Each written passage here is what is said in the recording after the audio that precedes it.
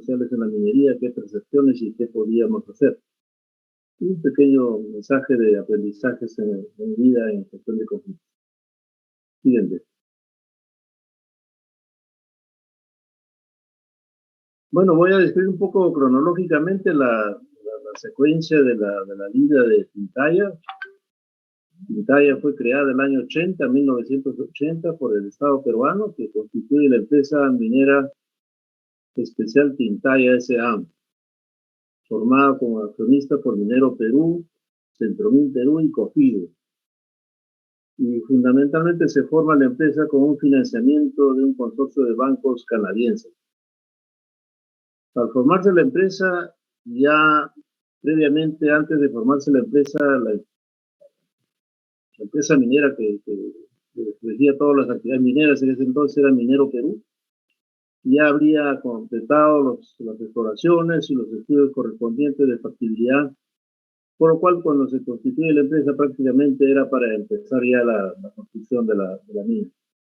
Y lo primero que se presenta, la primera acción que toman es el año 81, es una expropiación de tierras a las principales comunidades donde estaba instalada el yacimiento minero y donde iban a estar las instalaciones, que más o menos principalmente una comunidad Tintaya Marquini, aproximadamente 2.300 hectáreas. Se hace una expropiación mediante una resolución que sale en el diario El Peruano, donde obviamente no hubo consulta, no hubo negociaciones, simplemente se buscó una zona donde deberían asentarse, se dio algunas facilidades para ello, pero no mejores, no condiciones para mejorar mantener su calidad de vida o mejorar su calidad de vida.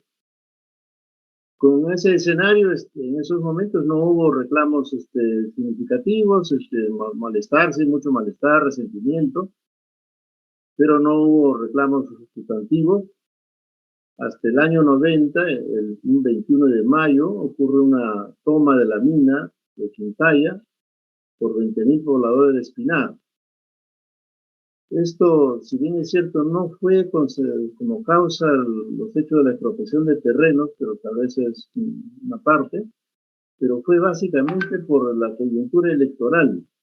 Recordemos que el año 2000 tuvimos elecciones generales en el país y obviamente estábamos terminando el primer gobierno del APRA, de Alan García, y tuvo su candidato Luis Alba Castro, y la campaña electoral en la zona de Espinar se hizo fundamentalmente usando recursos del Estado, o sea, de la empresa.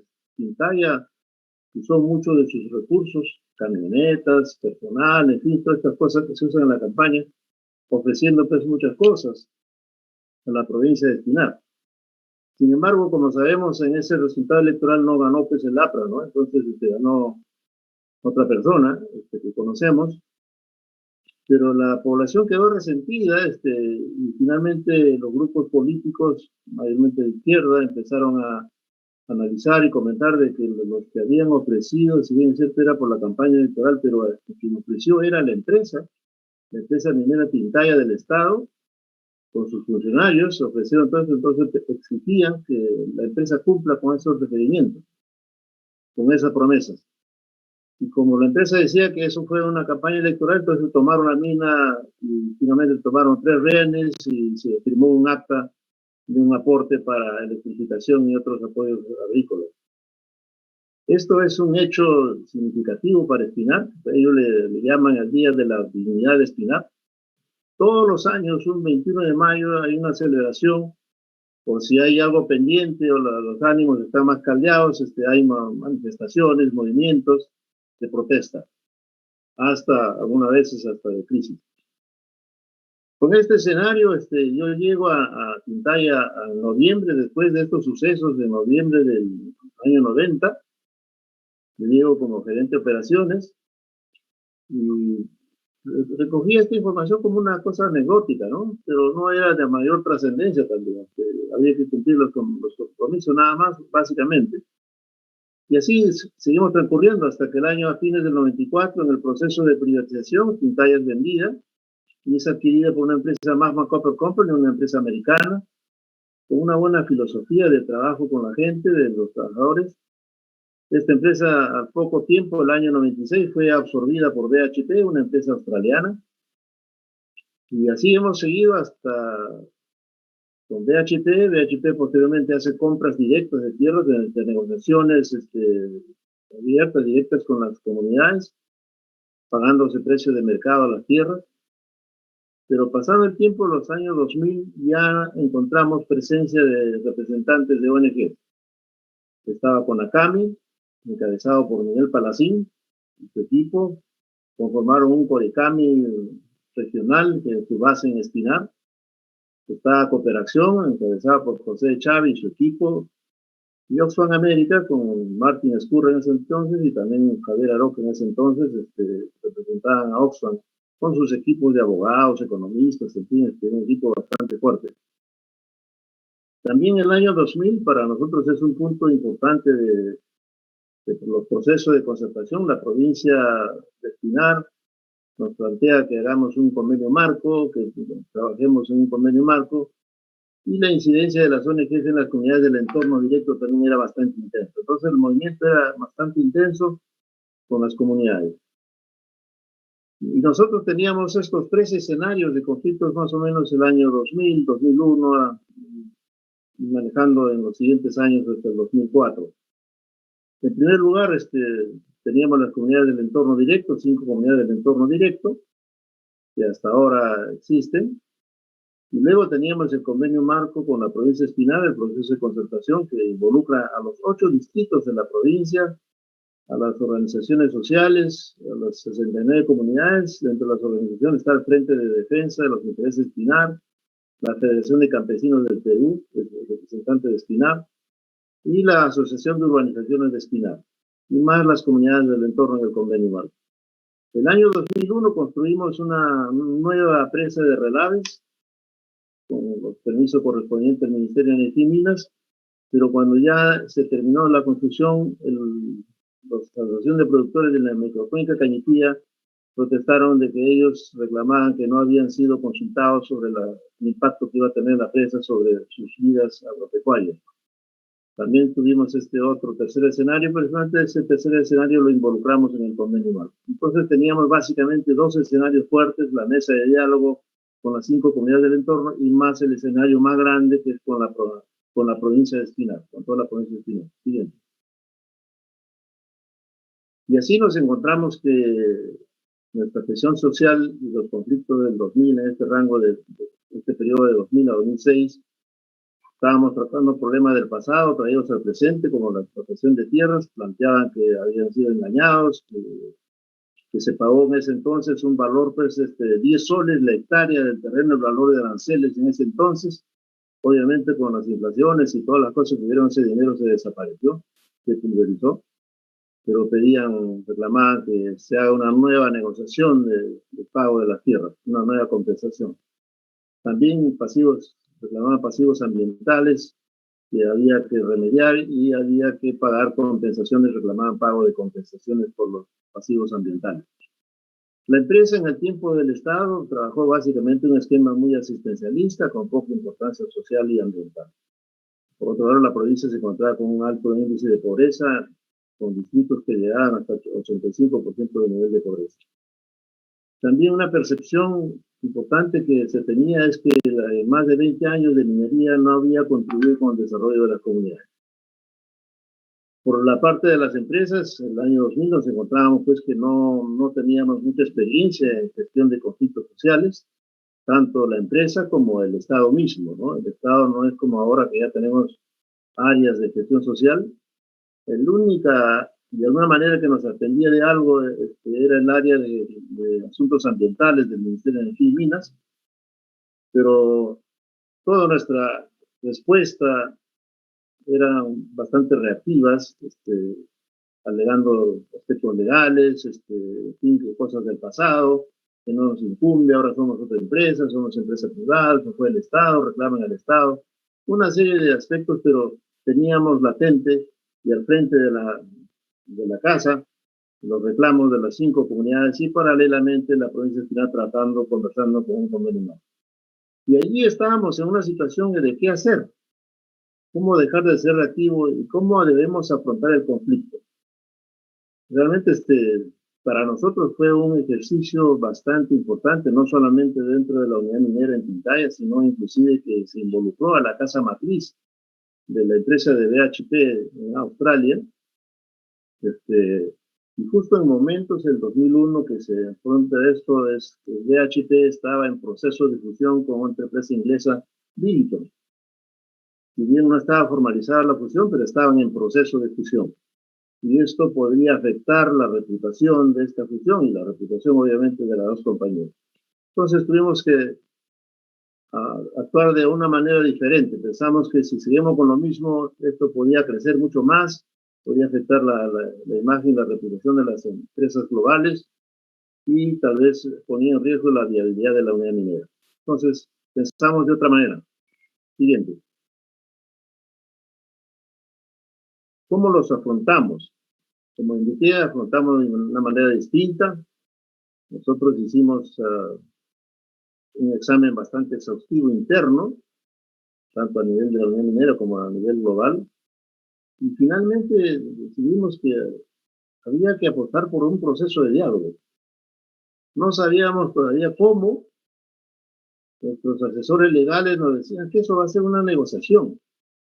Eso lo terminamos rápido. Bueno, pero había tal cúmulo de resentimientos de la población, se avivaron obviamente las expectativas, ya las comunidades teniendo el soporte y el apoyo de ONGs como Oxfam, como Cooperación, con la CARMI, con presencia directa en la zona, estaban las expectativas muy altas y bastante fortalecidos, ¿no? Bastante empoderados. Nosotros lo primero que planteamos fue,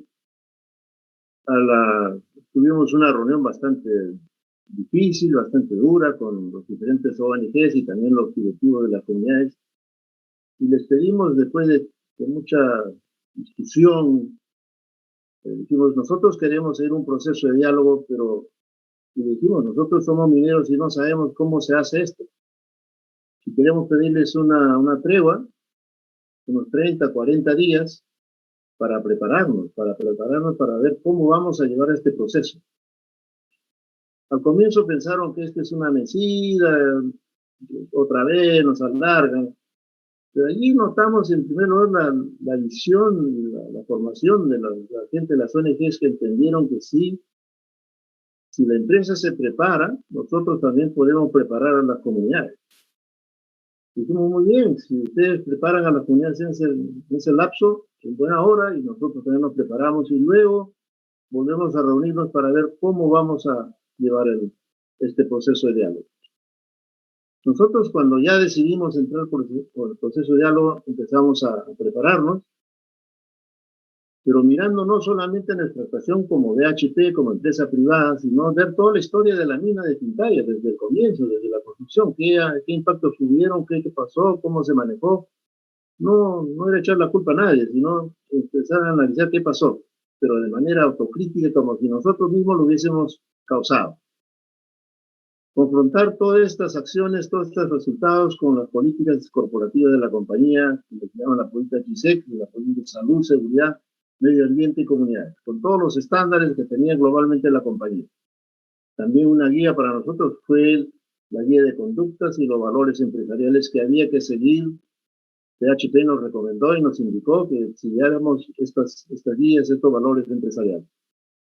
Y para eso pues tuvimos que prepararnos, efectivamente tuvimos que hacer talleres y programas de capacitación, de entrenamiento para los gerentes, directivos, lo que es negociaciones o diálogo social.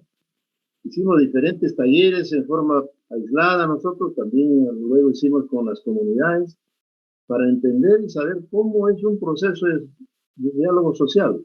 Hasta ese entonces en el país no recuerdo que haya habido un proceso de diálogo, estoy hablando del año 2000-2001. Recuerdo más que hubo el estallido de Tambo Grande, que lo analizamos en estos talleres, qué pasó, cuál fue el rol del Estado, el rol de la empresa, el rol de la comunidad, el rol de los políticos, en fin. También ocurrió el derrame de Mercurio de Choropampa, lo analizamos en un día completo, y con unos facilitadores para que analizar otros hechos nos abrió los ojos y nos abrió la mente para entender mejor y poder cómo arribar. Y esto implicó que nosotros tuviésemos que cambiar de las formas de mirar y actuar y de comportarnos. Esto significó una transformación personal desde quien habla, como Lucio Ríos, y la organización misma, desde la gerencia de la compañía, desde la cabeza de la compañía, y también luego socialmente, para llevar pues un proceso de diálogo serio que nos lleve a buscar la verdad. También planteamos que nosotros deberíamos buscar soluciones integrales a largo plazo. Ese famoso triple valor empresarial, que es dar valor económico, obviamente es una empresa que viene a buscar rentabilidad económica, pero también queremos dar valor social a las comunidades y también cuidar al medio ambiente. En esto, comprometer a toda la organización y a los contratistas. No era un tema, una tarea que le correspondía solamente al área de relaciones comunitarias, era una tarea que le competía a toda la organización, a toda la empresa, estaban alineados. La característica es que no participó el Estado, porque en la parte del convenio, la mesa de diálogo de las 5 comunidades, las comunidades ni las ONGs querían que participe el Estado porque pensaban que se iba a parcializar con la empresa. Nosotros insistimos, pero se fue una posición bastante fuerte y no, ahí lo dejamos y seguimos un proceso solamente con las ONGs y las comunidades. En principio las comunidades tampoco confiaban en la empresa, pero decían, nosotros nos preguntábamos si no confían en la empresa, no confían en el Estado, ¿en quién confían? Bueno, confían por lo menos ahora en las ONGs, entonces las ONGs tendrían que formar parte en la mesa de diálogo, de tal manera que seamos inclusivos. Hoy día se habla mucho de ser inclusivos, pero ya lo hicimos allí. En el convenio marco, voy a explicar más adelante, tampoco participó el Estado, los líderes de la provincia tampoco hicieron. Al final aceptaron que participe, pero ahí vamos a ver qué pasó. Digamos, adelante, ahí también. Este es un resumen del proceso de la mesa de diálogo con las 5 comunidades durante 3 años. Con las comunidades del entorno está la presencia pues activa de los alcaldes de la provincia, en ese entonces el señor Oscar Moyohuanca, estaba Conacami, Corecami y las ONGs Oxfam y Cooperación. Al comienzo, el inicio formal de la mesa fue en diciembre del 2001, y cuando empezó la mesa, realmente las reuniones iniciales fueron bastante difíciles, muy duras, con posiciones muy opuestas, muy confrontacionales, ¿no? Pero luego, progresivamente, también dentro de la mesa se planteó que tengamos un facilitador profesional que nos ayude, y buscamos en consenso con las ONGs y las comunidades un facilitador, que ellos pusieron una lista de 3, nosotros otra lista de 3, y hay una persona que coincide en ambos, y elegimos a esa persona como facilitador, Antonio Bernal, que hizo un excelente papel con toda la mesa de diálogo. También con este facilitador establecimos las reglas de conducta que debería seguir en la mesa de diálogo. ¿Qué reglas se vamos a cumplir? Y es una manera abierta. Las mismas comunidades planteaban, no, yo quiero que me escuchen, yo quiero, todos hemos escuchado, si haya respuesta a todas las preguntas, a todas las inquietudes, muy bien. Y así, no hablar vulgaridades, no insultar, en fin, ellos mismos planteaban sus reglas de conducta. Y esas reglas estaban puestas en papelógrafos a la vista de todos. Y era la primera vez que tenían pues un diálogo inclusivo con ONGs, autoridades y las comunidades que tienen una característica multiactor. Los primeros meses de este proceso de diálogo básicamente fue un proceso de construcción de confianza y ver cómo solucionar los problemas. Este proceso de construcción de confianza fue fundamental y básico y determinante, porque si no lográbamos esto, no sé, tal vez la mesa no hubiese durado mucho o no hubiésemos llegado a la solución.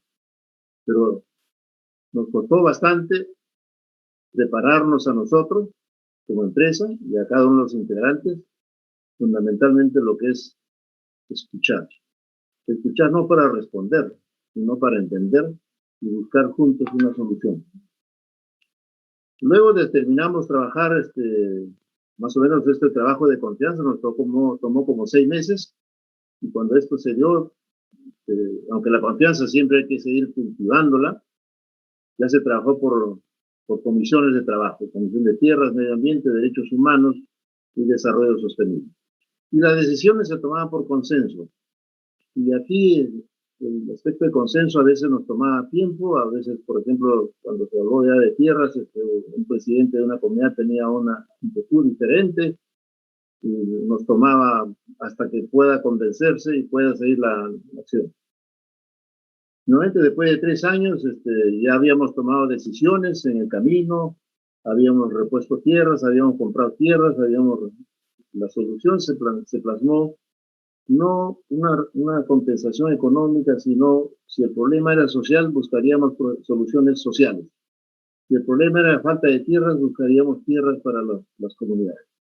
Y buscamos tierras, compramos tierras en la zona de Espinar, la zona muy aledaña cerca a Espinar en Puno, y se le entregó tierras con un plus de cantidad de hectáreas y más desarrollo.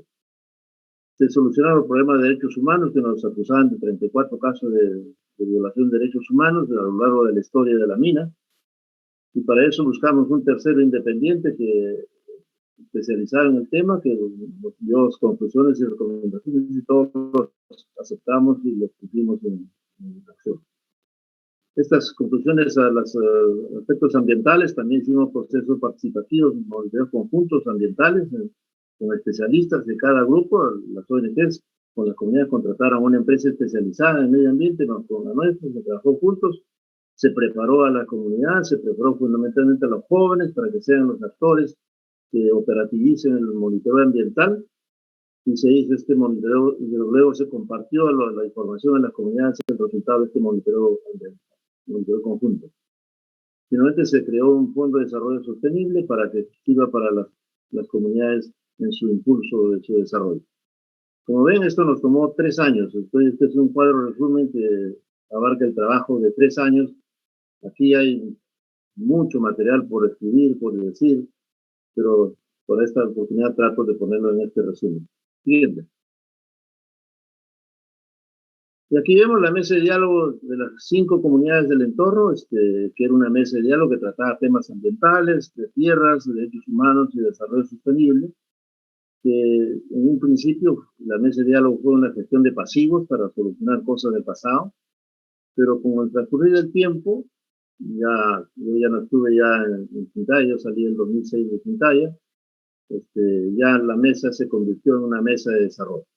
Que básicamente los temas ambientales y derechos humanos era una acción permanente que debía seguir si se presentaran casos, y se enfocaban fundamentalmente en desarrollo sostenible.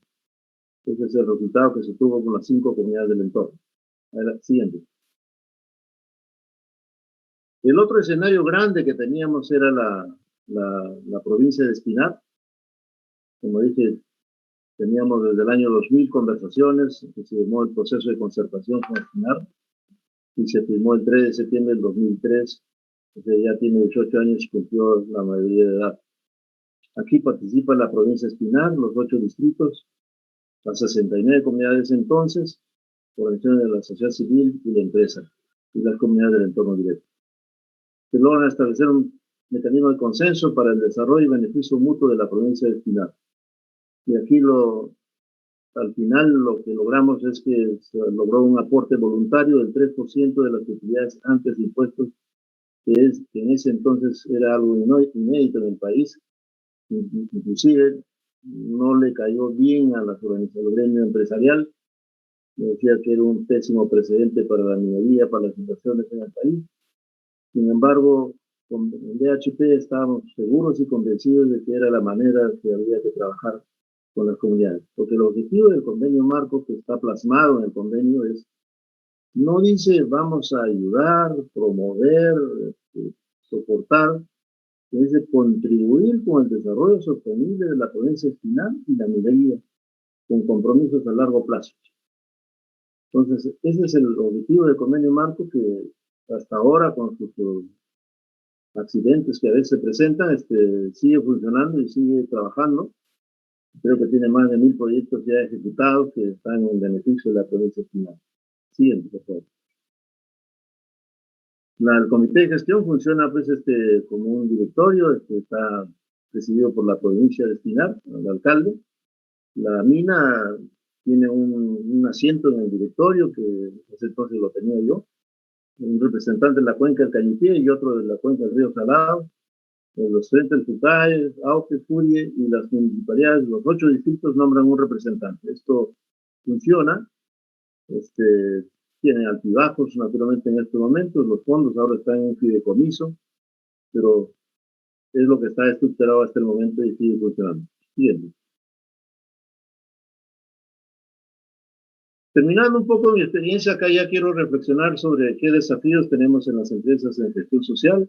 Lo que yo veo desde mi punto de vista es que tal vez esta parte de la gestión social, las empresas, muchos lo han incorporado por presión, porque está de moda, pero por convicción hay pocas empresas que lo han incorporado y debe incorporarse como parte de la estrategia del negocio.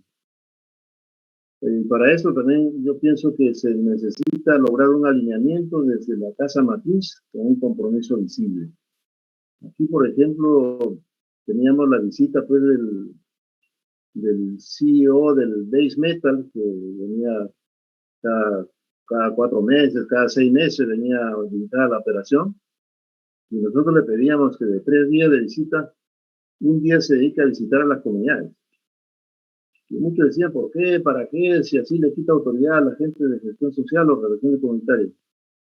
No, pero realmente el resultado fue extraordinario. Por el contrario, se fortaleció el equipo de relaciones comunitarias. Muchas veces nos íbamos a una comunidad y salían con reclamos, efectivamente, y él decía, yo le he venido acá para que solucione estos aspectos que usted está planteando. Aquí tenemos el equipo de la empresa de Quintaya que va a solucionar. Yo voy a dar soporte a ellos, pero yo no soy el que va a solucionar.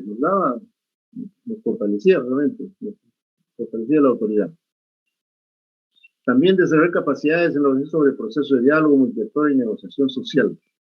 Muchas veces entramos al entorno de negociaciones transaccionales muy rápidas, y cuando es muy rápido, pues no dura, y hay que ver el entorno social y apostar por un diálogo. Y el diálogo no es tan sencillo, tiene su proceso de aprendizaje.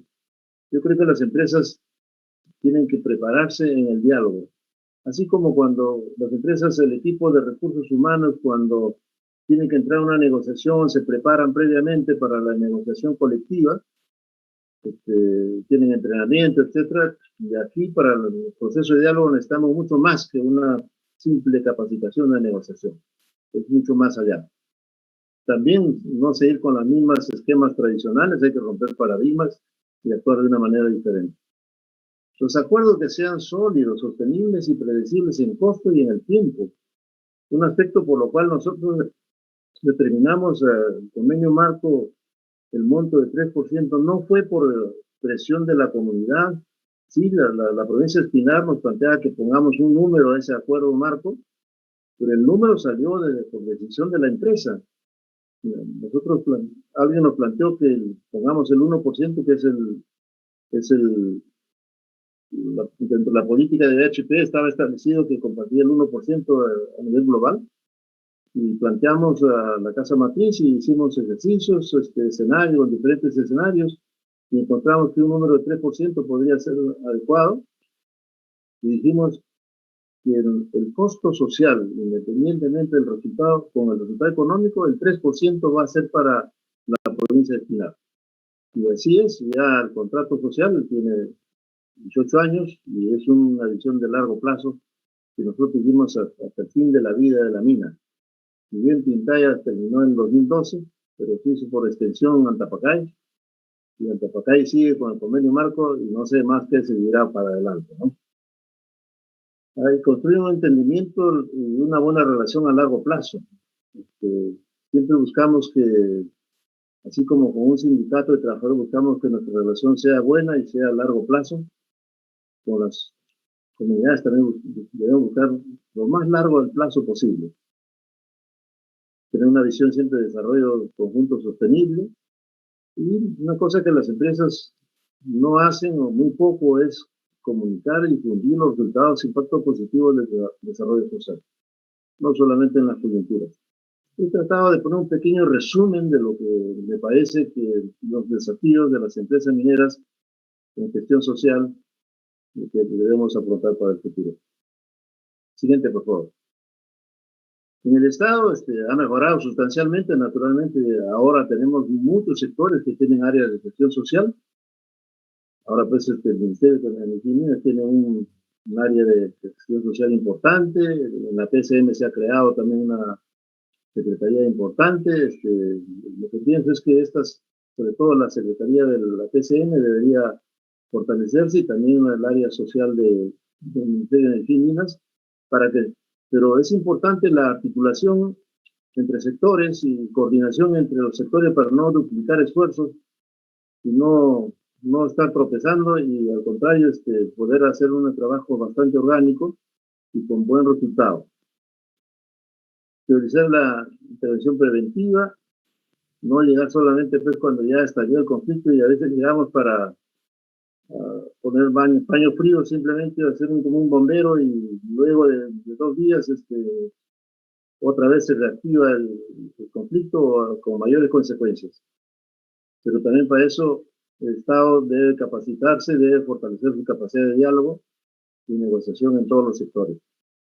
Allí he visto con agrado que la PCM hace 2 meses publicó un lineamiento de diálogo, de conflictos, gestión de conflictos. Esas son las guías que hace falta. Así como nuestro amigo José Luis López nos entregó hace 5 años un libro sobre diálogos que transforman, necesitamos cierta literatura para poder trabajar mejor y entender mejor los procesos de diálogo. Y los acuerdos que sean para cumplirse y hacer seguimiento y monitoreo, no solo por salir del paso. Y hay que hacer una estrategia integrada de gestión social y conflictos sociales. Creo que el Estado allí tiene mucho trabajo por realizar para integrarse mejor y poder dar mejor soporte a la industria. Siguiente, por favor. Mientras tanto, ¿qué pasa con las comunidades? Las comunidades y los actores sociales han desarrollado muchas capacidades y estrategias para presionar y negociar con las empresas y el Estado. Ellos han avanzado cada día mucho más, saben perfectamente cómo hacerlo, en qué momento hacerlo. También han logrado pues que ya sus expectativas son muy altas, ya son económicas las expectativas, y bien a veces nacen por asuntos ambientales, pero ya se convierten en expectativas económicas para lograr el máximo beneficio de la minería. También hay grupos interesados, ideológicos, particulares, de intereses particulares. Y hay buen soporte pues de algunas ONGs y también muchos abogados que prestan su servicio allí con beneficios económicos, ¿no? Estos líderes tienen hoy día muy buenas habilidades de defensa para crear conflictos y con mensajes emocionales muy efectivos, ¿no? Que les da resultados. Pero tal vez se están perdiendo la oportunidad de desarrollo de su comunidad, de su población, con la minería como un aliado estratégico, con la participación del Estado. Siguiente, por favor. Y a pesar de todo esto, la minería todavía afrontamos situaciones de conflicto, y la minería se es visto a nivel general como un sinónimo de conflicto. Porque todavía tenemos percepciones negativas, pasivos, ambientales, sociales, promesas que no se han cumplido, cierres ambientales que no se han hecho adecuadamente, se han abandonado, está en cuestión la reputación empresarial, en fin, hay exceso de expectativas, intereses diferentes, y a veces somos autocomplacientes, echamos la culpa a otros sin analizar causas y no aprendemos de nuestros errores. Pero los conflictos sociales están limitando las inversiones, la sostenibilidad y el desarrollo del país. ¿Qué podemos hacer? Siguiente. Yo planteo siempre que cuando tengamos un conflicto, es un termómetro, nos está indicando que algo está fallando, algo está pasando en el organismo, de la organización, de nuestra relación con la comunidad, y hay que analizar la causa. Si ya hemos llegado al conflicto y no lo hemos podido manejar antes, hay que analizar qué causas, hay que ir de una manera autocrítica y buscar soluciones cambiando paradigmas y prepararse definitivamente un proceso de diálogo serio y genuino, ¿no? Aprendiendo a escuchar. Si no hay esto, estaríamos en negociaciones perniciosas de periodos muy cortos. Y destinamos pues a un relacionamiento largo con visión de desarrollo sostenible conjunto. desarrollo de la empresa y desarrollo de la comunidad. Acuerdos que sean de valor compartido para ambos y largo aliento. Siguiente. Algunos aprendizajes. Naturalmente, cuando tenemos un conflicto, es una gran oportunidad para revisar nuestra actuación y desempeño social en las diferentes etapas de la misma. Investigar las causas, las diferentes causas culturales, políticas, ideológicas, en fin, lo que se presenta. Pero de las percepciones discrepantes, debemos buscar la verdad. Y esto se puede conseguir mediante un diálogo multiactor. No es buscar culpables, es buscar el tratamiento de las causas raíz con espacio de diálogo y consenso. No hacer más de lo mismo, hacer la diferencia de una manera diferente. Y esto requiere preparación para un diálogo genuino, serio y en negociaciones sociales. Para mí, los conflictos sociales, más que un problema, es una gran oportunidad para generar cambios positivos para el desarrollo de todos. Este es un pequeño resumen que he tratado de compartir con ustedes. Estoy abierto a sus preguntas o más inquietudes que tengamos para intercambiar ideas. Muchas gracias.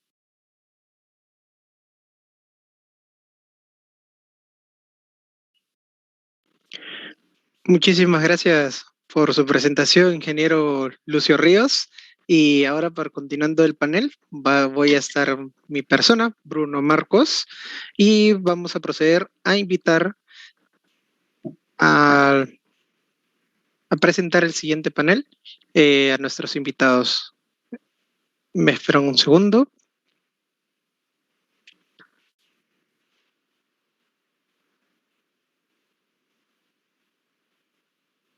De acuerdo. En el siguiente panel de lujo, en la presentación de gestión de conflictos sociales en minería, contamos con el señor Luis Ore Ibarra, subsecretario de Gestión de Conflictos de la Secretaría de Gestión Social y Diálogo de la PCM, el cual es mediador profesional y consultor en negociaciones y construcción de consenso, coach en gestión de negociaciones complejas y resolución de conflictos y facilitador de procesos de diálogo. Es abogado, cuenta con máster en comunicación organizacional e intercultural y máster en gestión de conflictos por el Institute for Conflict Management de Lipscomb University y entrenado en negociación pedagógica por Harvard University. Director ejecutivo de Horaz Consulting Group. Cuenta con más de 10 años de experiencia docente y de investigación en temas de institucionalidad para la gestión, negociación, análisis y transformación de conflictos en diversos centros académicos del Perú y el extranjero.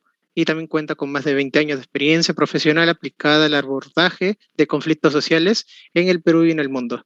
Bienvenido, señor Luis Ore. Muchas gracias por la generosa y bonita introducción.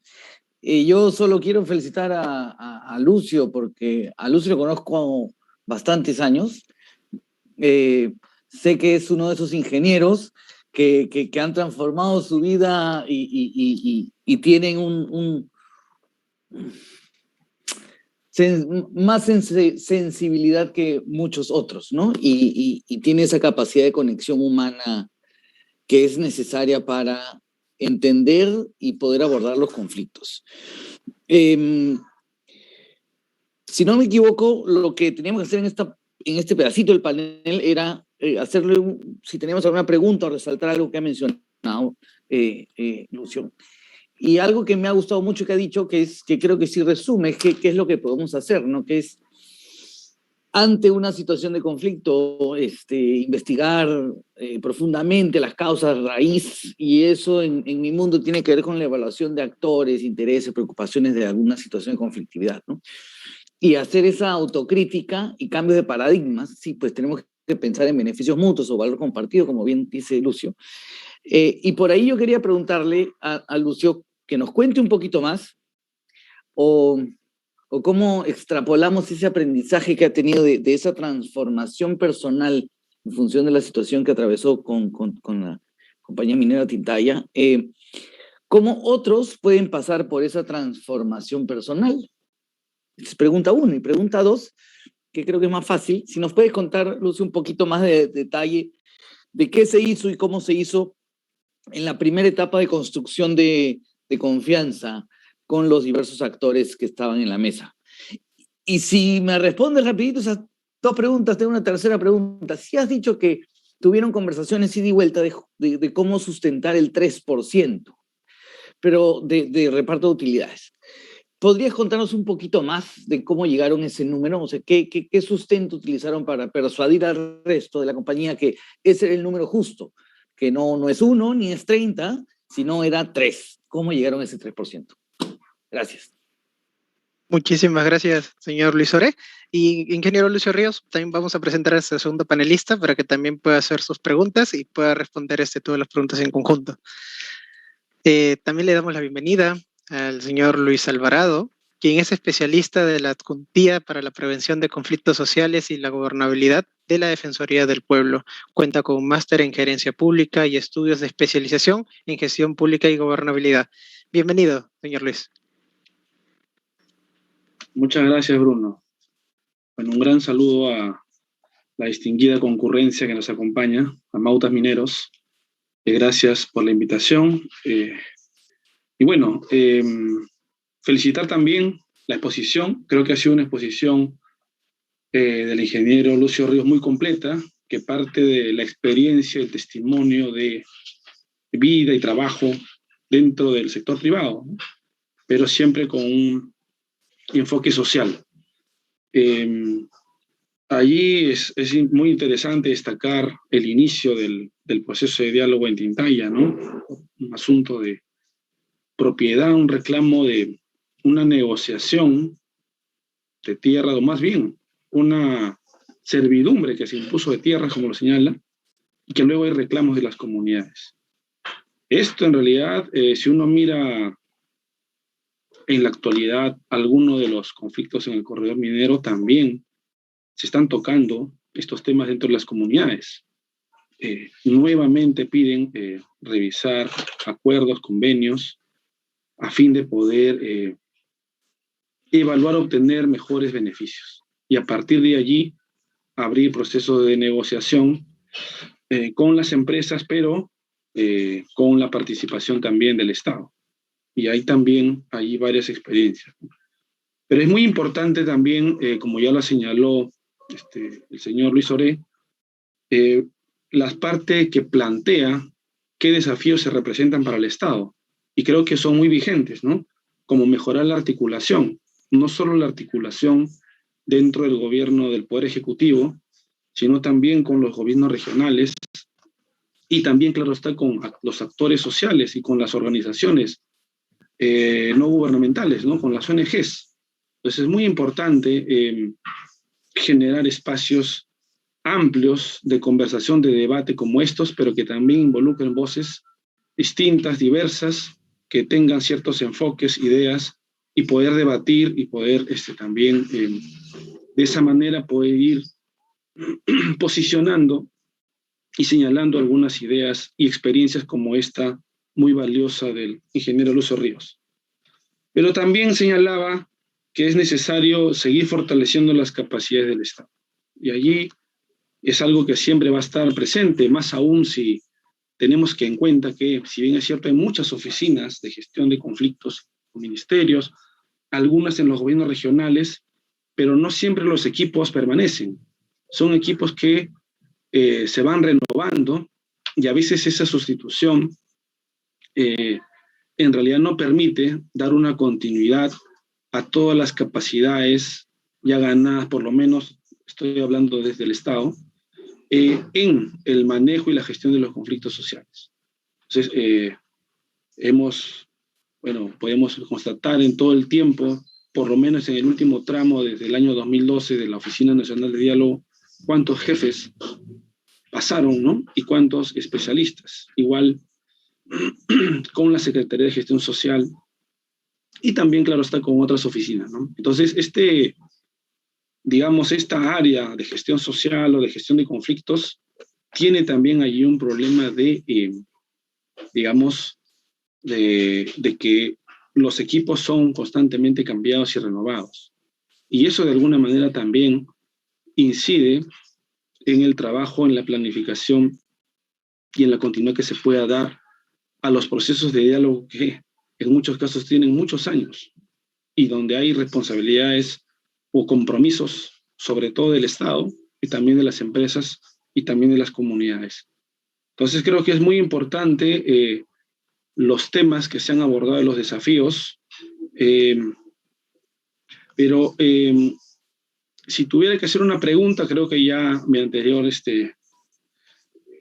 señor Luis ha hecho varias preguntas muy importantes, pero si tuviera que hacer una pregunta sobre el modelo de Espinar, que fue en realidad en su Tintaya, ¿no? Que fue en su momento destacado como un proceso de negociación exitoso, sin prejuicio que luego, claro está, como cualquier proceso en convivencia de una mina, en todo el desarrollo de su proyecto puede generar, digamos, nuevos procesos de negociación con nuevos actores, con nuevas ideas, ¿no? No es la misma idea en inicios del 2000 que ahora, en relación a la propiedad, al ambiente, al desarrollo sostenible, a varios enfoques, ¿no? Pero sí, sí se considera que este modelo de convenio marco con un fondo es un modelo que todavía se puede aplicar o que habría que ir pensando en otro tipo de modelos, porque también es cierto que en muchos casos a nivel provincial también se están pidiendo ahora convenios marco, nuevos convenios, no solo provinciales, sino distritales, o las comunidades también hablan de convenios, ¿no? Entonces, quizás a modo de reflexión sería importante conocer sobre todo a alguien que con su experiencia participó directamente del diseño de esta manera de que las comunidades puedan de modo responsable participar en los beneficios que trae la minería para el desarrollo de las comunidades y del país. Entonces es un asunto de capital importancia para entender no solo las demandas actuales, sino también la perspectiva hacia adelante a partir de lo que ocurrió en este tiempo y en esta negociación, en esta experiencia que ha comentado. Gracias.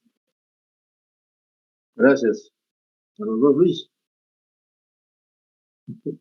Mira, mucho bien para responderte. Efectivamente, nos conocemos y compartimos mucho en el grupo de diálogo minero y otros espacios, lo cual para mí es otro canal de ganar experiencia, de conocer, de aprender cada vez más este proceso de gestión social, siendo mi formación primaria de ingeniero de minas. Y justamente, cómo poder extrapolar este proceso de transformación. Mira, lo primero, naturalmente en mi caso personal, la formación que recibimos o hemos recibido en mis tiempos para un ingeniero de minas está enfocado fundamentalmente a la extracción de minerales, a la explotación de los minerales, el manejo del personal con sistemas tradicionales, autoritarismo, menos diálogo, etcétera. Se dan las órdenes y se cumplen fundamentalmente casi como un cuartel. Entonces, esa es la formación primigenia que tenía. Pero para mí creo que fue un elemento importante cuando Tintaya fue adquirido por esta compañía Magma Copper, que trajo una filosofía diferente donde empezó a valorarse a las personas, darle valor a las personas. Y, por ejemplo, nos inculcaban de que no deberíamos, en principio, tratarnos, por ejemplo, con ese esquema jerárquico de que al ingeniero pues hay que salvarlo como ingeniero, sino, por ejemplo, se puso la presencia de tratarnos todo por nuestro nombre, sin títulos. Luego, cambios de paradigmas, teníamos comedores estratificados para el staff, ejecutivo, staff, empleados, obreros y contratistas. Y hacer un solo comedor para todos, un sistema de autoservicio, que uno pueda sentarse con el contratista, uno puede sentarse con el empleado, puede sentarse con el ejecutivo, abiertamente y libremente. Otra apertura, por ejemplo, que el vicepresidente de operaciones decía, o sea, que ustedes pueden venir a la oficina cuando quieran, están las puertas abiertas y no tienen que pedir cita ni permiso a la secretaria. Dicen, Rick, se llama Rick Pauling, dice, Rick, quiero hablar contigo, y efectivamente se daban los hechos. Entonces, esas muestras fueron interesantes para nosotros y el trato humano, de respeto a la dignidad humana, con programas también de capacitación, interesante para mí y para todos en Intaya, que nos ayudó mucho. Yo creo que me ayudó mucho para mí entender a las personas y sensibilizarme trabajando de esa manera dentro de la organización. Con los sindicatos igualmente, ya no una relación antagónica, confrontacional, sino como socios de dos sindicatos, los que integramos a un solo sindicato. Recuerdo mucho cuando les pedimos al Sindicato Obrero Desempleado que se forme un solo sindicato. El gerente de recursos humanos peruano en ese entonces decía, ¿cómo va a ser? Eso es una locura, estamos entregando el poder a los sindicatos. Para nosotros es una cosa ventajosa que cuando hay una huelga de obreros trabajan los empleados, cuando hay huelga de los dos, cuando contratamos gente, están los no sindicalizados. Y la respuesta era, no, ellos son parte de la organización, son nuestros socios y vamos a trabajar como socios. ¿Y para qué se hizo una capacitación, una preparación interna bastante interesante? Una entidad que trajeron ellos que se llama Landmark Education, que se hizo a toda la organización. Entonces, algunas cualidades y aptitudes como capacidad de escuchar, entender, un buen trato, respeto, por allí empezó a moldearse mi forma de tratar a las personas. Y parece increíble allí también cuando encuentro esta nueva modalidad de trato de las personas, inmediatamente también surgió algo que yo tenía dentro de mí, la formación familiar, la formación de mis padres. Mis padres eran agricultores, ganaderos, campesinos, y si bien por momentos había firmezas, pero el trato humano y cómo trataban ellos al resto de sus paisanos o comuneros en la población, era con cortesía, con respeto. Ambas, me llegaron esos dos elementos y creo que la forma que está adoptando no es la correcta y puedo adoptar de otra manera. Y efectivamente las cosas cambiaron a nivel interno radicalmente. Radicalmente. En mi caso era difícil, por ejemplo, una oportunidad estuvimos cerrando un pliego de reclamos con el sindicato único ya, y ya estábamos en la firma, hicimos un brindis, fue en la ciudad de Arequipa, firma del convenio, y dentro del brindis, el secretario general me dice, ingeniero Ríos, oye, le digo, ¿qué te pasa? Ya hemos quedado hace tiempo que no nos vamos a tratar de ingenieros, llámame Lucio. Ah, sí, ¿verdad? Sí, ya ingeniero.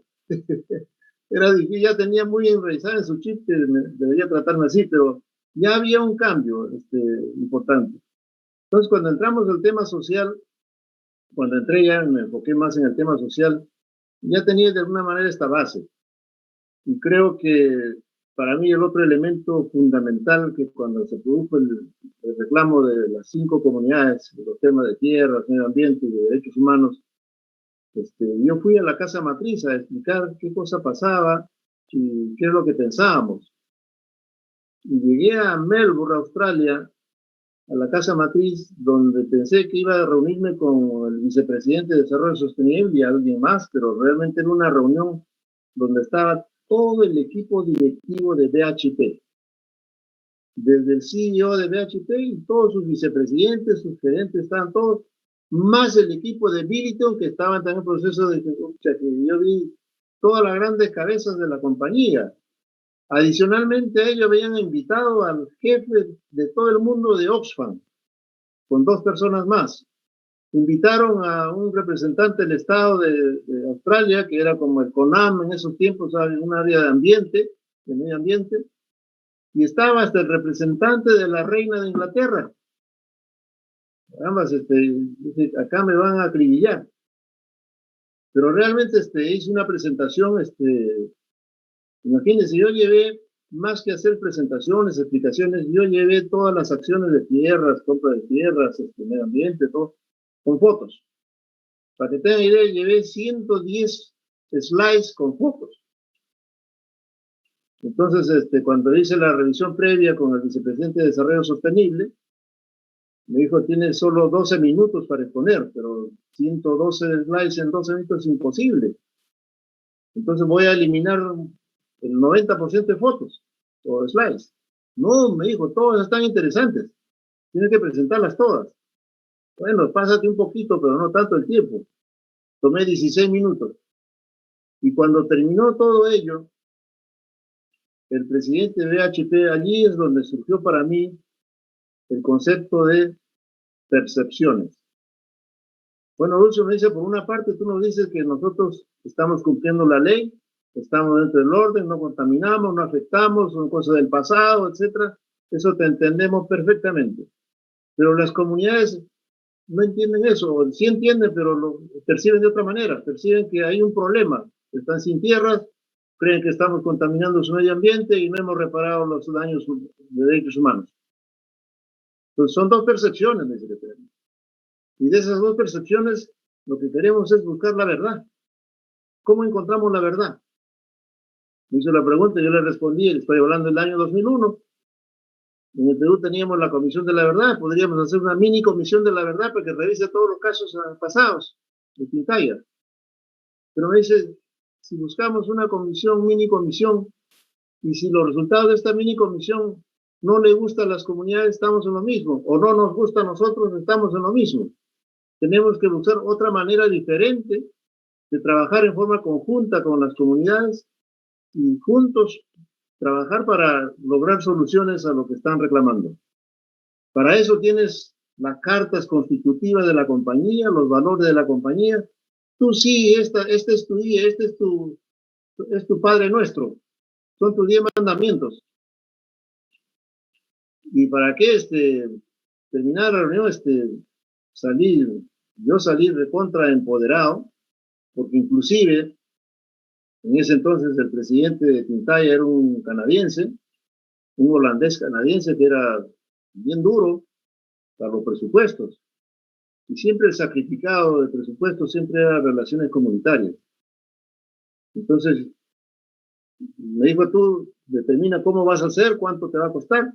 Yo en el viaje del avión de tantas horas de Australia hasta Lima, hice mis cálculos y cuando llegué a la mina le dije, ¿sabe qué?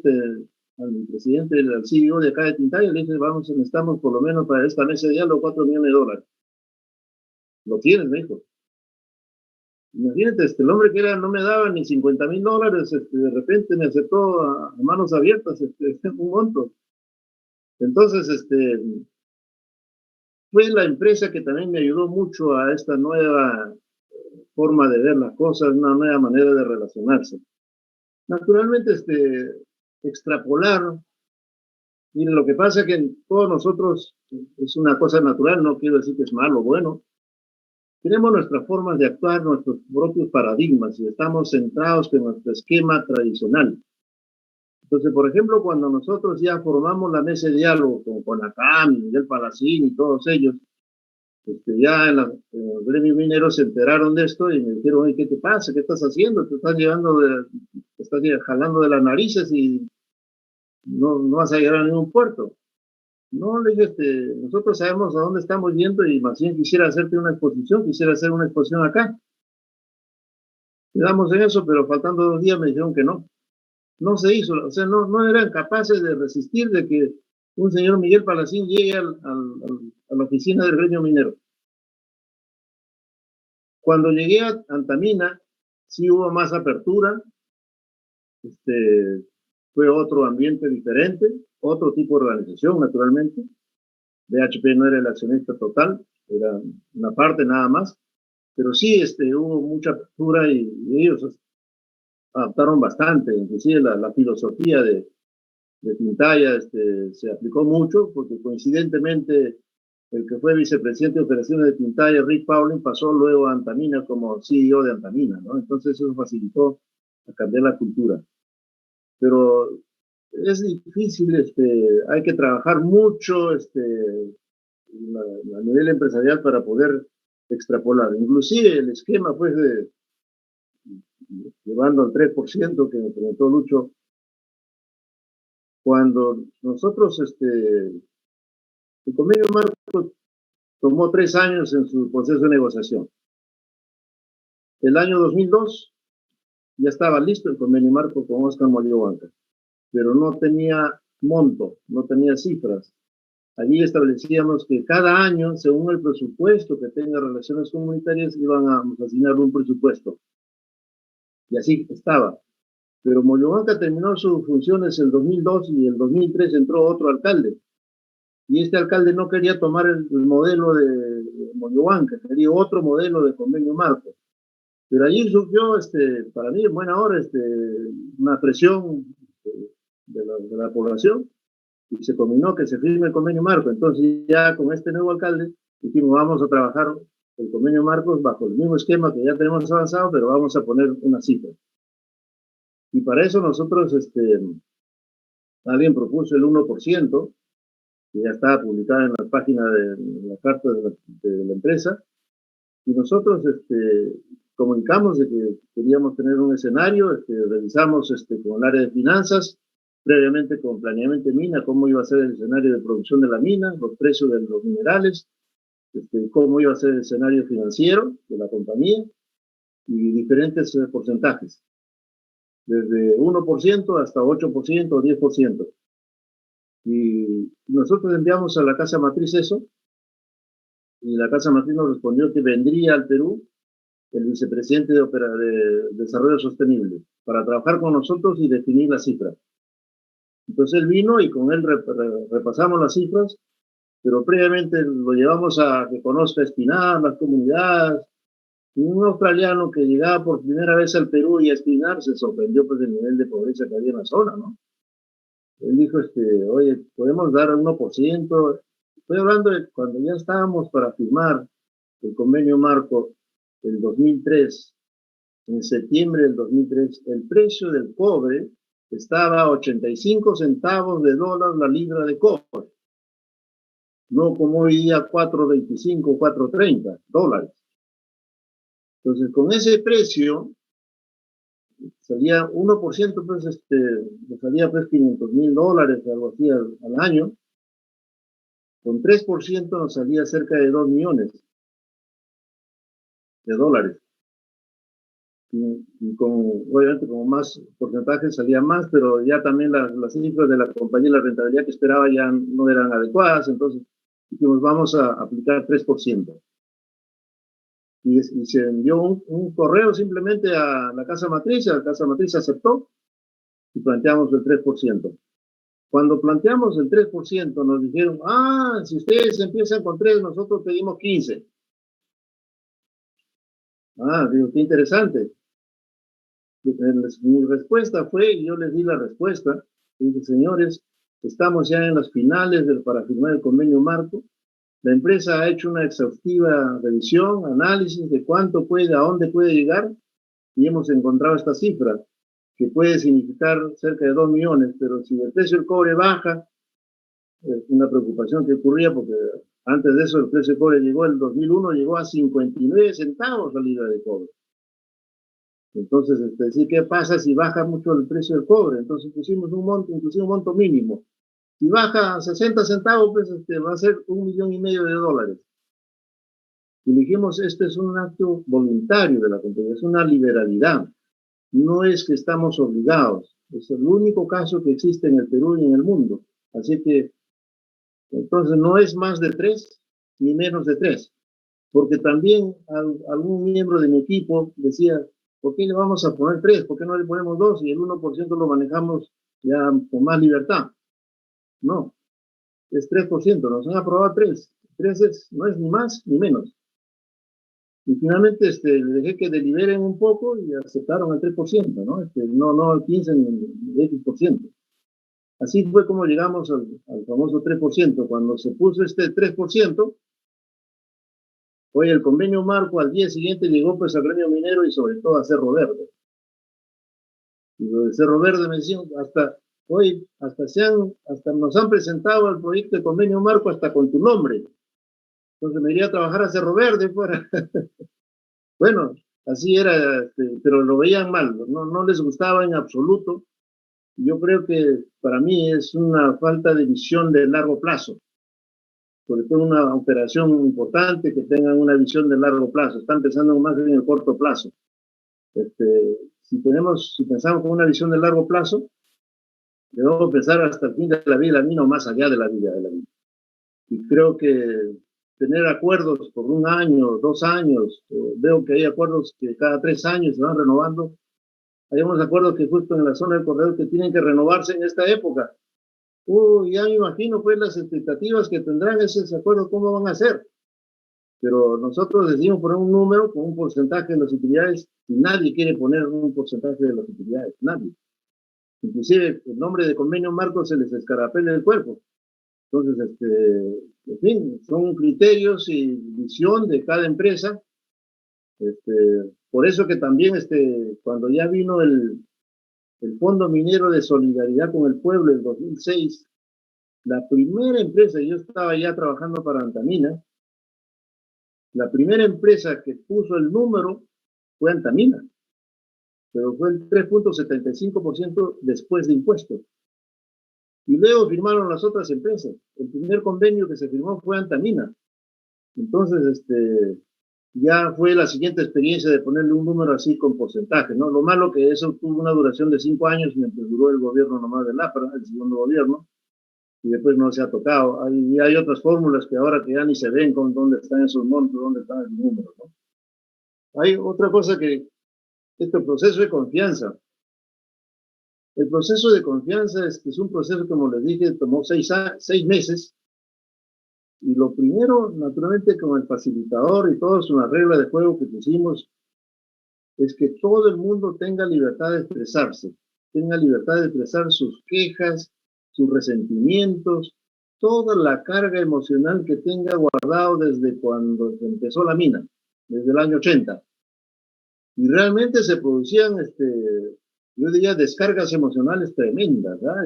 Muchos con llantos. Y lo que nosotros teníamos que tener como empresa es la actitud de estar escuchando, de estar entendiendo lo que quiere y sintonizar con ellos. Inclusive cuando lloraban, le salían las lágrimas, tú te congojabas con ellos y ellos sentían que tú estás haciendo química con ellos. Esos procesos realmente fueron muy interesantes. Es un proceso de catarsis, que tuvo que hacer una catarsis de 6 meses. Y dentro de las acusaciones, por ejemplo, a mí me acusaban pues, de las negociaciones de compra de tierras, hecho de manera fraudulenta y no sé cuánto, con vicios. Y al final, decían, no, eso pusimos como excusa, eso pusimos como pretexto, ya estamos en otra dimensión, ahora ya olvidemos, dejemos eso, no eso no es cierto. Lo mismo comuneros, entonces, allí inmediatamente nosotros hicimos talleres de integración con las comunidades. Hicimos un taller de 3 días fuera de la mina con las comunidades, las ONGs, para integrarnos mejor, cómo comunicarnos mejor, cómo relacionarnos mejor y qué visión podemos tener para el futuro. Eso fue extraordinario. Buscamos facilitadores, inclusive hicimos una sesión sobre negociaciones. Llevamos un especialista de acá de Perú que tiene la tecnología en Harvard y nos hizo ejercicios muy didácticos, muy visibles sobre negociaciones, cómo es que cuando la negociación hay diálogo, ambos ganan, y cuando no hay diálogo, todos pierden. Entonces, la confianza es un proceso bastante interesante. Luis Alvarado también me decía el modelo destinario del convenio marco. Creo que de alguna manera he respondido, pero hay diferentes escenarios que el modelo, por ejemplo, que quisiera destacar es que el modelo de Anglo-América también de alguna manera hizo sus números y estableció una cifra, y es la cifra que está allí, digamos, visible para todo el mundo, ¿no? Está hasta el fin de la vida de la mina. Esos son los modelos, puede ser un porcentaje, puede ser un número. Obviamente, América ha tenido que sacar escenarios de producción, de precio del cobre, etcétera, para llegar a un monto, a ese monto que han establecido. Pero lo importante es que estos tengan una visión de largo plazo, un alcance de largo plazo. No podemos estar todos los años negociando como si fuese un sindicato tradicional. Hasta con los sindicatos de trabajadores nosotros negociamos, antes se negociaba los pliegos de reclamo anualmente. Hicimos un convenio de 5 años.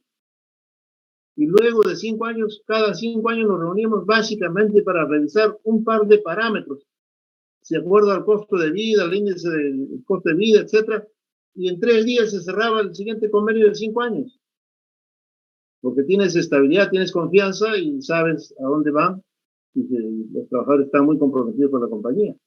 Entonces, eso es algo que es un cambio cultural bastante importante que requerimos todos. Y lo que hicimos internamente en la organización lo trasladamos un poco a la parte social, ¿no? Disculpe que me haya extendido, pero es para hablar largo y tendido, como se dice.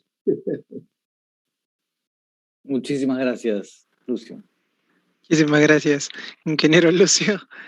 Y no se preocupe, todavía estamos con el tiempo y también pasamos a, bueno, esta pregunta va más para el señor Luis Oré y para el señor Luis Alvarado, en esta parte del panel, y es la siguiente. Primero va el señor Luis Oré, de ahí va el señor Luis Alvarado. ¿Cuál es el rol del Estado peruano en la prevención de conflictos sociales? ¿Y usted cree que ha mejorado? ¿Y usted cree que ha mejorado en los últimos años? Sí cree que ha mejorado.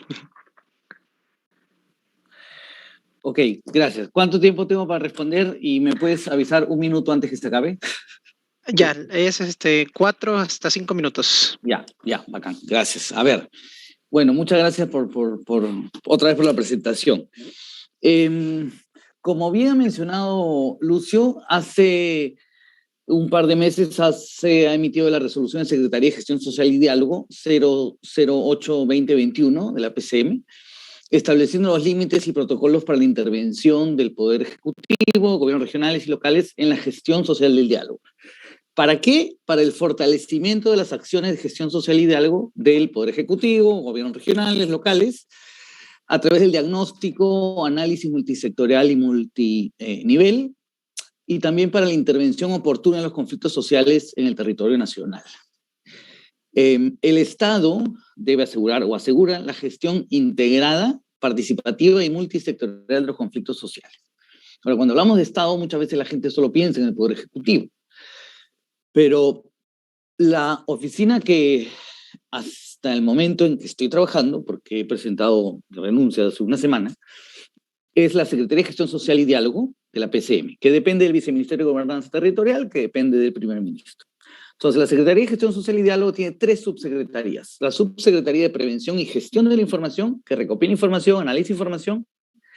La Secretaría de Gestión del Diálogo, que antes era Gestión de Conflictos, que es la que tengo a mi cargo, que es la que hace la intervención en los procesos de diálogo, facilita espacios de diálogo, y la Subsecretaría de Gestión y Seguimiento de Compromisos.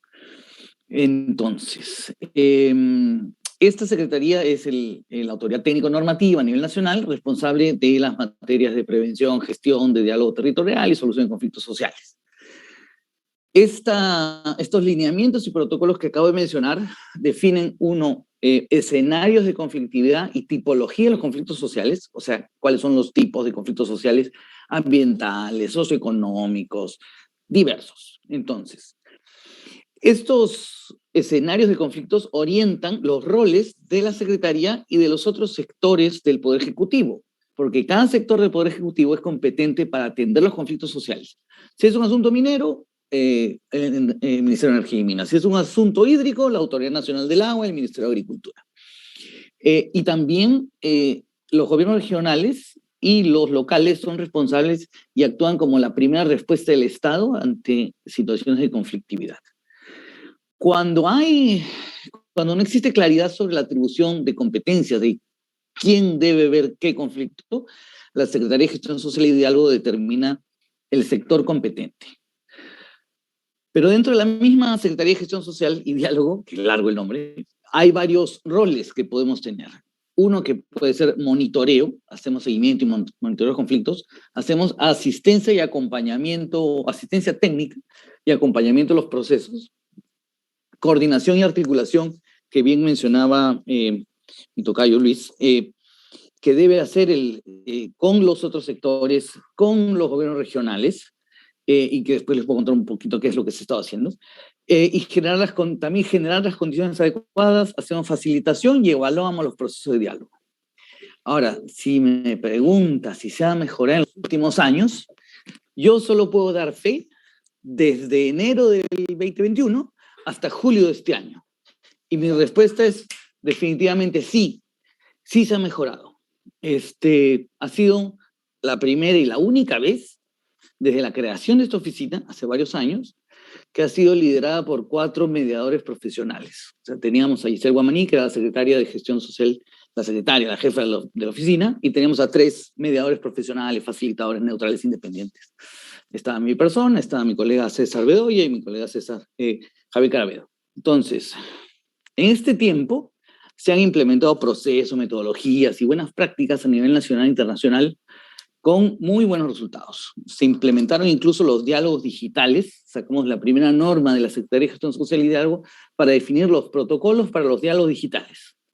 Y en total, en los 6 primeros meses, hasta junio, se gestionaron más de 70 conflictos sociales, se llevaron a cabo más de 1000 reuniones digitales, semipresenciales y algunas presenciales, y se lograron 800 acuerdos.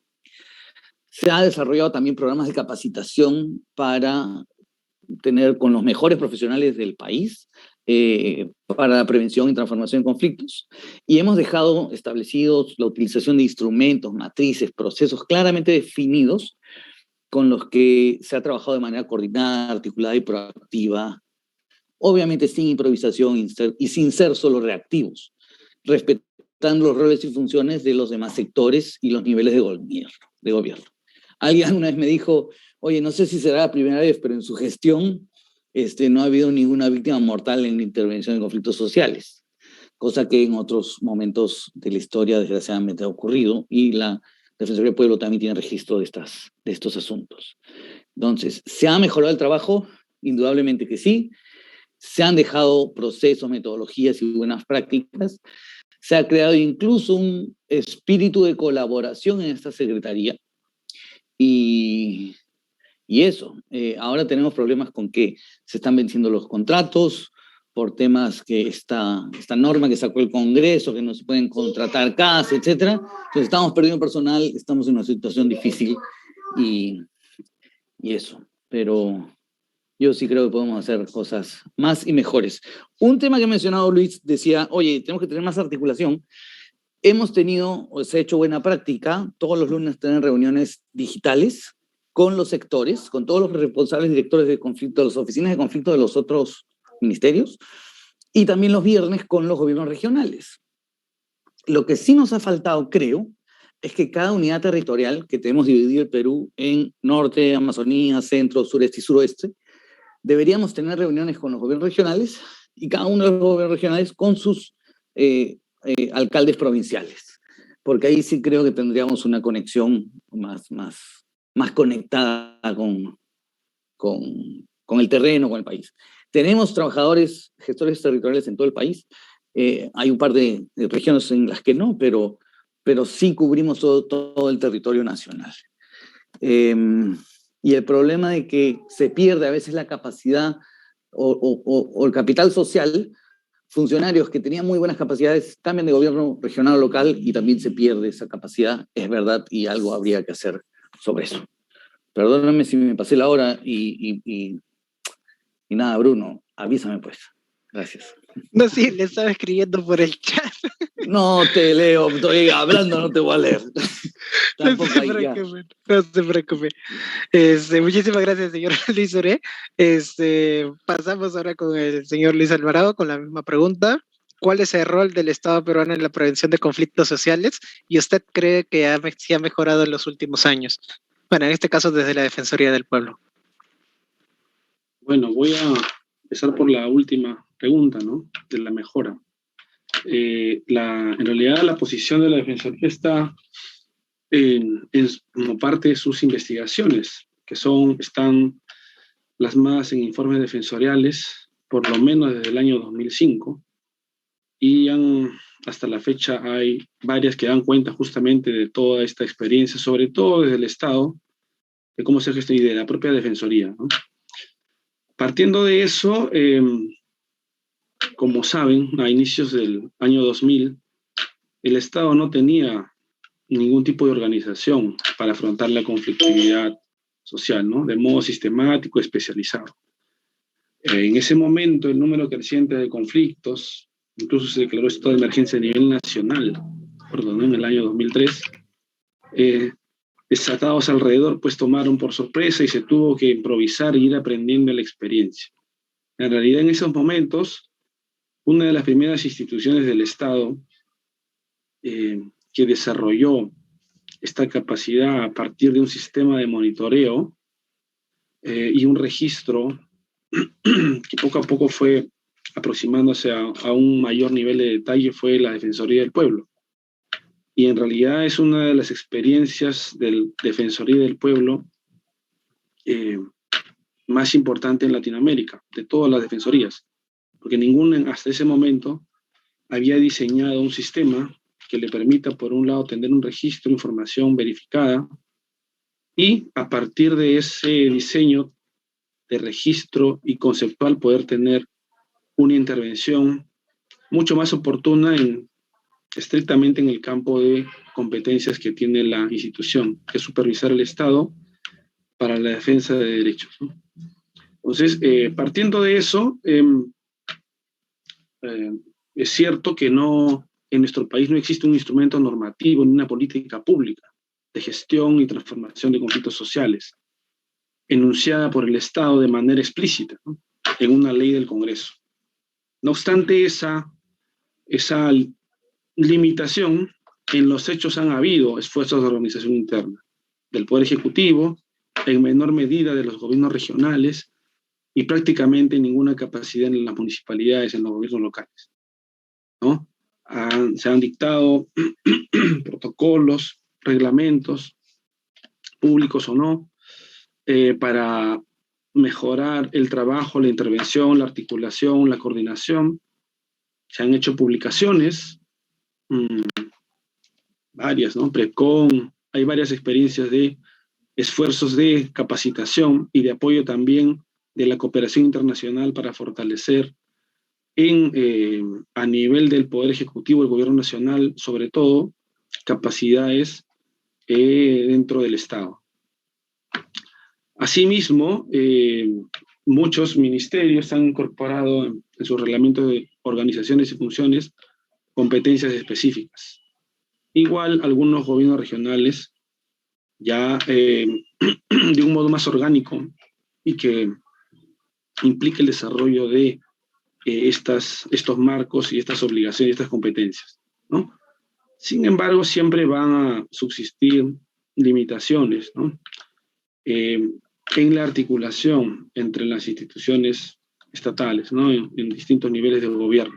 En su momento se propuso la creación de un sistema de prevención de conflictos sociales con la finalidad de superar problemas de competencia, así como el diseño de una política, pero no prosperó, ¿no?, ni en el Ejecutivo ni en el Congreso.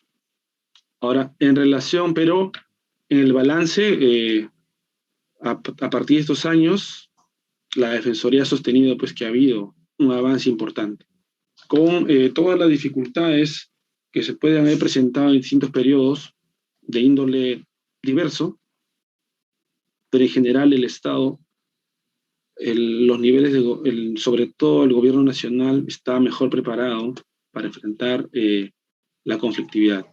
Sin embargo, siempre van a subsistir desafíos y retos de cara a las complejidades que van abarcando los conflictos en distintos territorios, ¿no?, muy focalizados a la Amazonía, el sur, etc. Y respecto al rol del Estado en la prevención de conflictos, para empezar tendríamos que señalar que el Estado es un actor primario también del conflicto, es decir, está cuestionada en su actuación. O sea, se demanda la provisión de bienes o servicios, cubrir necesidades, brechas, pendientes, pero también está obligado por la Constitución a garantizar los derechos fundamentales. El artículo 44 de la Constitución es muy explícito, ¿no?, en los deberes primordiales del Estado: garantizar la plena vigencia de derechos humanos, proteger a la población de las amenazas contra su seguridad y promover el bienestar general, ¿no?, fundamentado en la justicia y en el desarrollo integral de la población, de la nación. En ese sentido, es el primer llamado a atender estas demandas sociales que no han podido ser canalizadas por las vías regulares de la atención que debe ofrecer el Estado, o por los mecanismos tradicionales de solución de conflictos como el Poder Judicial o los procedimientos administrativos que están en todos los niveles de gobierno. Pero también tiene un rol facilitador, mediador para el tratamiento de estos problemas, ¿no?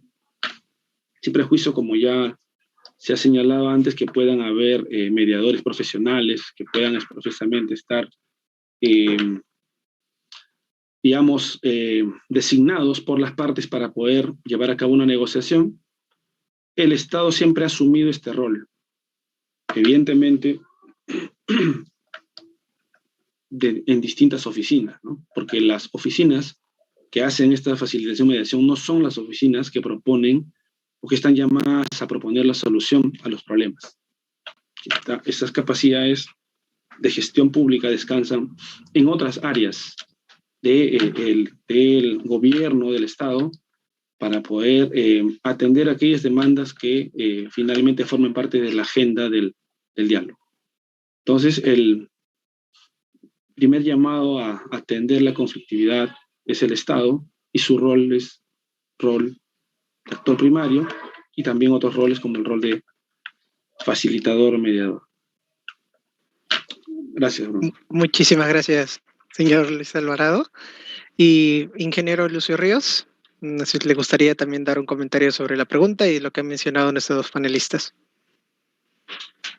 Claro, bueno, yo veo que definitivamente el Estado ha avanzado bastante tema de gestión social y gestión de conflictos. La prueba es de que hay más de 21 organizaciones, instituciones del Estado que tienen su área de gestión social o gestión de conflictos.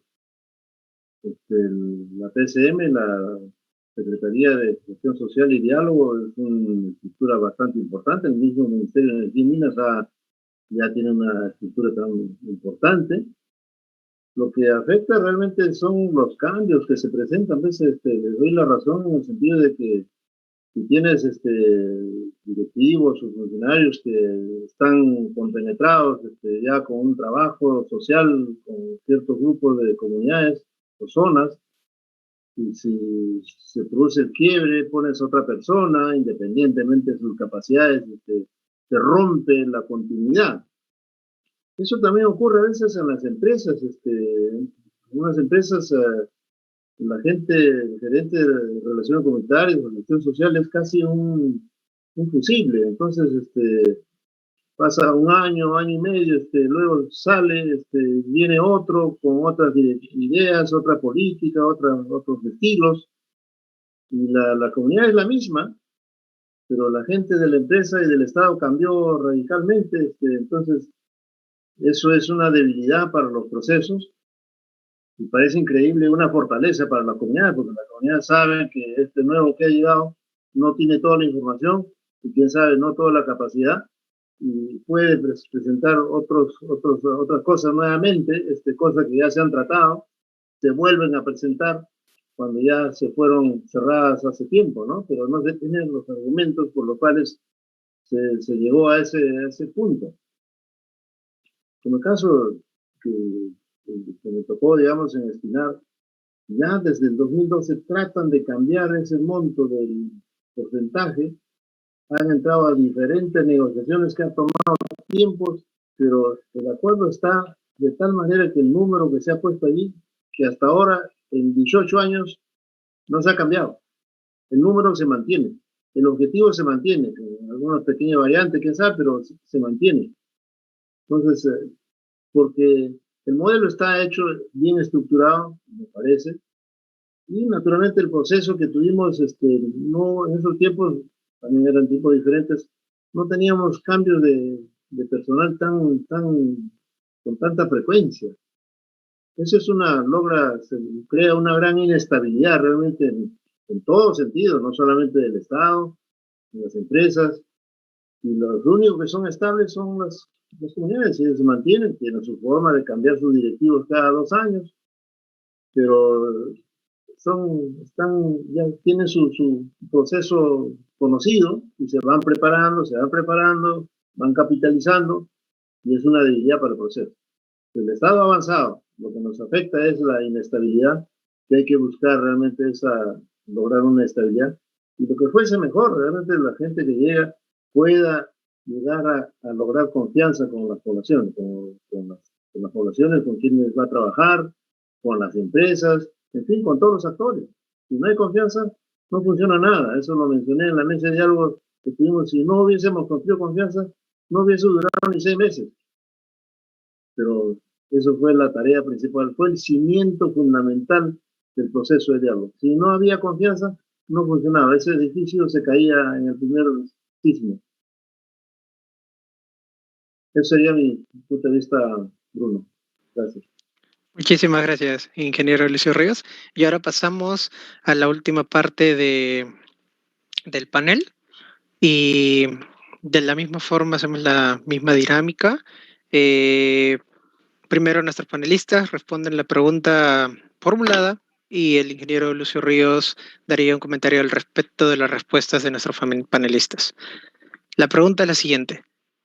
¿De qué forma o iniciativa la institución que representa cada uno de ustedes, bueno, en este caso la PCM y la Defensoría del Pueblo, reporta los números de conflictos sociales en minería en nuestro país y a su vez si propone un análisis para plantear soluciones? Empezamos con el señor Luis Oré. Ok, muchas gracias. A ver, había dicho que teníamos 2 subsecretarías, 3 subsecretarías. La que hace prevención y gestión de la información, ellos reciben información de múltiples partes, o sea, de múltiples fuentes, de fuentes abiertas, fuentes cerradas, de nuestros gestores territoriales, de las personas en territorio, prefectos, subprefectos, alcaldes, comunidades. Entonces, recibimos información diaria, la reportamos, o sea, tenemos alertas internas solo con nuestras 3 subsecretarías diarias.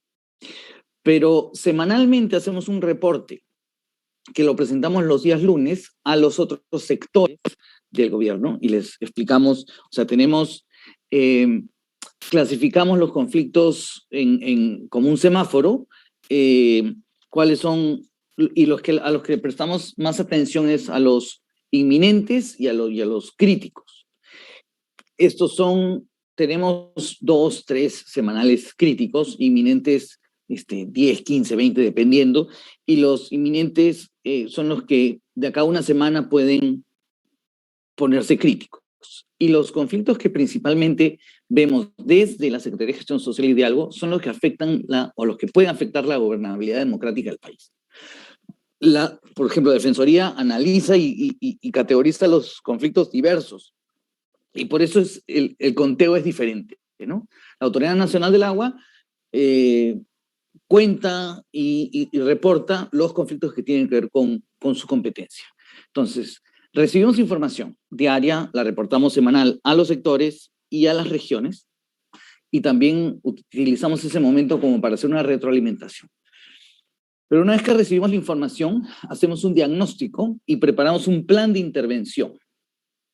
Entonces, cuando recibimos la información, se asigna un funcionario. Como había dicho, tenemos unidades territoriales norte, Amazonía, centro, también asuntos nacionales, sureste y suroeste. Entonces, esta persona revisa la información, la analiza, la registra, y establecemos contactos con las partes en conflicto para, para entender la problemática desde la perspectiva de las personas, de manera independiente. Promovemos reuniones preparatorias de acuerdo al grupo de intereses que tienen, comunidad, frente de defensa o alcaldes. También tenemos reuniones preparatorias con empresas, instituciones. También hacemos preparación interna con el mismo ejecutivo y las partes del Estado que deben o podrían participar o deberían participar en un espacio de diálogo. Y después hacemos negociaciones bilaterales o mediación, generamos las condiciones para tener espacios de diálogo, diseñamos los procesos de diálogo, definimos con la participación de todos ya representantes, quién se acredita, para participar en este proceso. Los procesos de diálogo también tienen las reglas de juego, las reglas de convivencia, esas tan básicas que también estaba mencionando Lucio, que es que una persona habla a la vez, que no sea un lenguaje muy colorido, que se trate con respeto, y el respeto tiene que ver con el trato, con no interrumpir al otro mientras está hablando. Si hay varias personas que quieren hablar a la vez, que levanten la mano, o que apaguen sus celulares o que los pongan en vibrador, y varias cosas que facilitan la conversación. Eso, y tenemos varias herramientas que hemos dejado también en lineamiento que sirven para esto que mencionas, ¿no? De, oye, reportan y después, ¿qué hacen? Tenemos fichas básicas para el análisis de cada uno de los casos y para la intervención estratégica de acuerdo al análisis que se hace. Tenemos un plan de intervención, tenemos protocolo de contacto, de cómo contactar a las autoridades, líderes locales, regionales, para entender mejor el conflicto. Tenemos un protocolo de evaluación de las condiciones de proceso, protocolo para el diseño del proceso, preparación para... Tenemos listas de preguntas para que las partes se preparen para participar en los procesos de diálogo. También el protocolo de facilitación del espacio, cómo se hace, cómo se gestiona la reunión, cómo se instala la reunión, cómo se hace seguimiento a las reuniones. Y tenemos hasta agendas, guías típicas de qué pasos hay que seguir en un proceso de diálogo, ¿no? Hasta formato de actas y protocolo de evaluación del resultado de estos espacios. Esos lineamientos también les he puesto un link en el chat, así que se pueden bajar y ahí tienen esa información. Eso lo puedo compartir. Muchísimas gracias, señor Luis Oré. Y ahora también pasamos al señor Luis Alvarado, de la misma forma, al mismo tiempo, de 3 minutos. Sí, gracias. Bueno, el sistema de monitoreo de la Defensoría es un instrumento en constante perfeccionamiento, conceptual e instrumental. El principal producto que tiene es el reporte mensual, el mismo que se ha ido complejizando en mayor medida en la aproximación de la institución al fenómeno de la conflictividad, ¿no?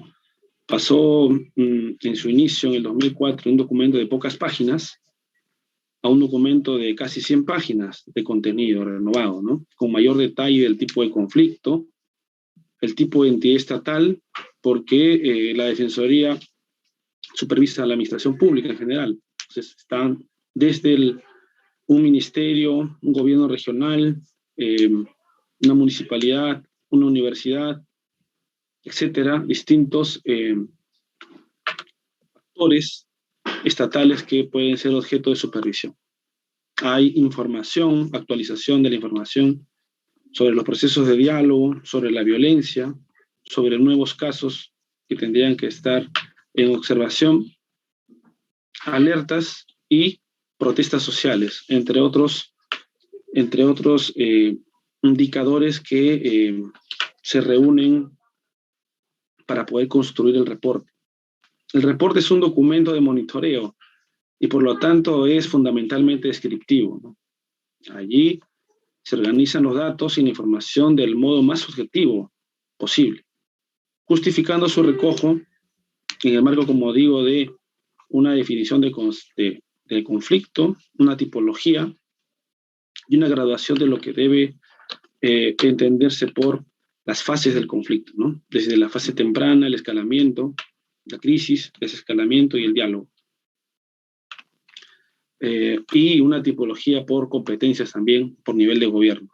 Entonces, el reporte no recoge la interpretación de la Defensoría del Pueblo acerca de la conflictividad en términos de factores y causas. Tampoco allí se emite opinión sobre cada uno de los casos, ¿no? El reporte no analiza las causas del conflicto. Esto forma parte del trabajo interno de la institución y de documentos, como lo señalaba antes, los informes defensoriales, oficios que se envían al Estado, intervenciones directas en los conflictos que realiza tanto la Adjuntía como las 38 oficinas defensoriales a nivel nacional, que se desplazan constantemente a las zonas, no solo por los conflictos, sino para atender quejas y pedidos de la ciudadanía. Entonces, tenemos una fuente allí directa de información. Adicionalmente a la que puedan compartir las otras autoridades locales o oficinas desconcentradas del gobierno nacional, ¿no? Y que también a veces nos comunican o llega la información, o de los mismos ciudadanos o actores del conflicto. Entonces, esta información es actualizada. A lo largo del tiempo ha sido así y se han mantenido las categorías, ¿no? Lo que asegura, pues, una secuencia temporal de datos que es muy útil, por ejemplo, en las investigaciones. Más aún si tenemos en cuenta que en el Estado no ha habido un seguimiento sistemático de los conflictos sociales, ¿no? En los niveles de gobierno. El número de conflictos siempre es un tema discutible, ¿no? Nosotros usamos tipologías para poder abarcar en lo posible toda la administración pública. Pero lo que la Defensoría sí asegura es que en estos casos lo que está registrado en su reporte recoge información que ha sido verificada, ¿no? Utilizan indicadores de los actores, la existencia de contradicciones, problemas que enfrentan los actores, el proceso en curso, la dinámica que toma el conflicto, las medidas de fuerza, se señalan los actores presuntamente responsables, se busca el diálogo, se convoca a otros actores, etc. Todo eso aporta elementos explicativos para quien va dirigido principalmente, que es al Estado, pero también, como es un instrumento público, va dirigido a los demás actores del conflicto, las empresas, las comunidades.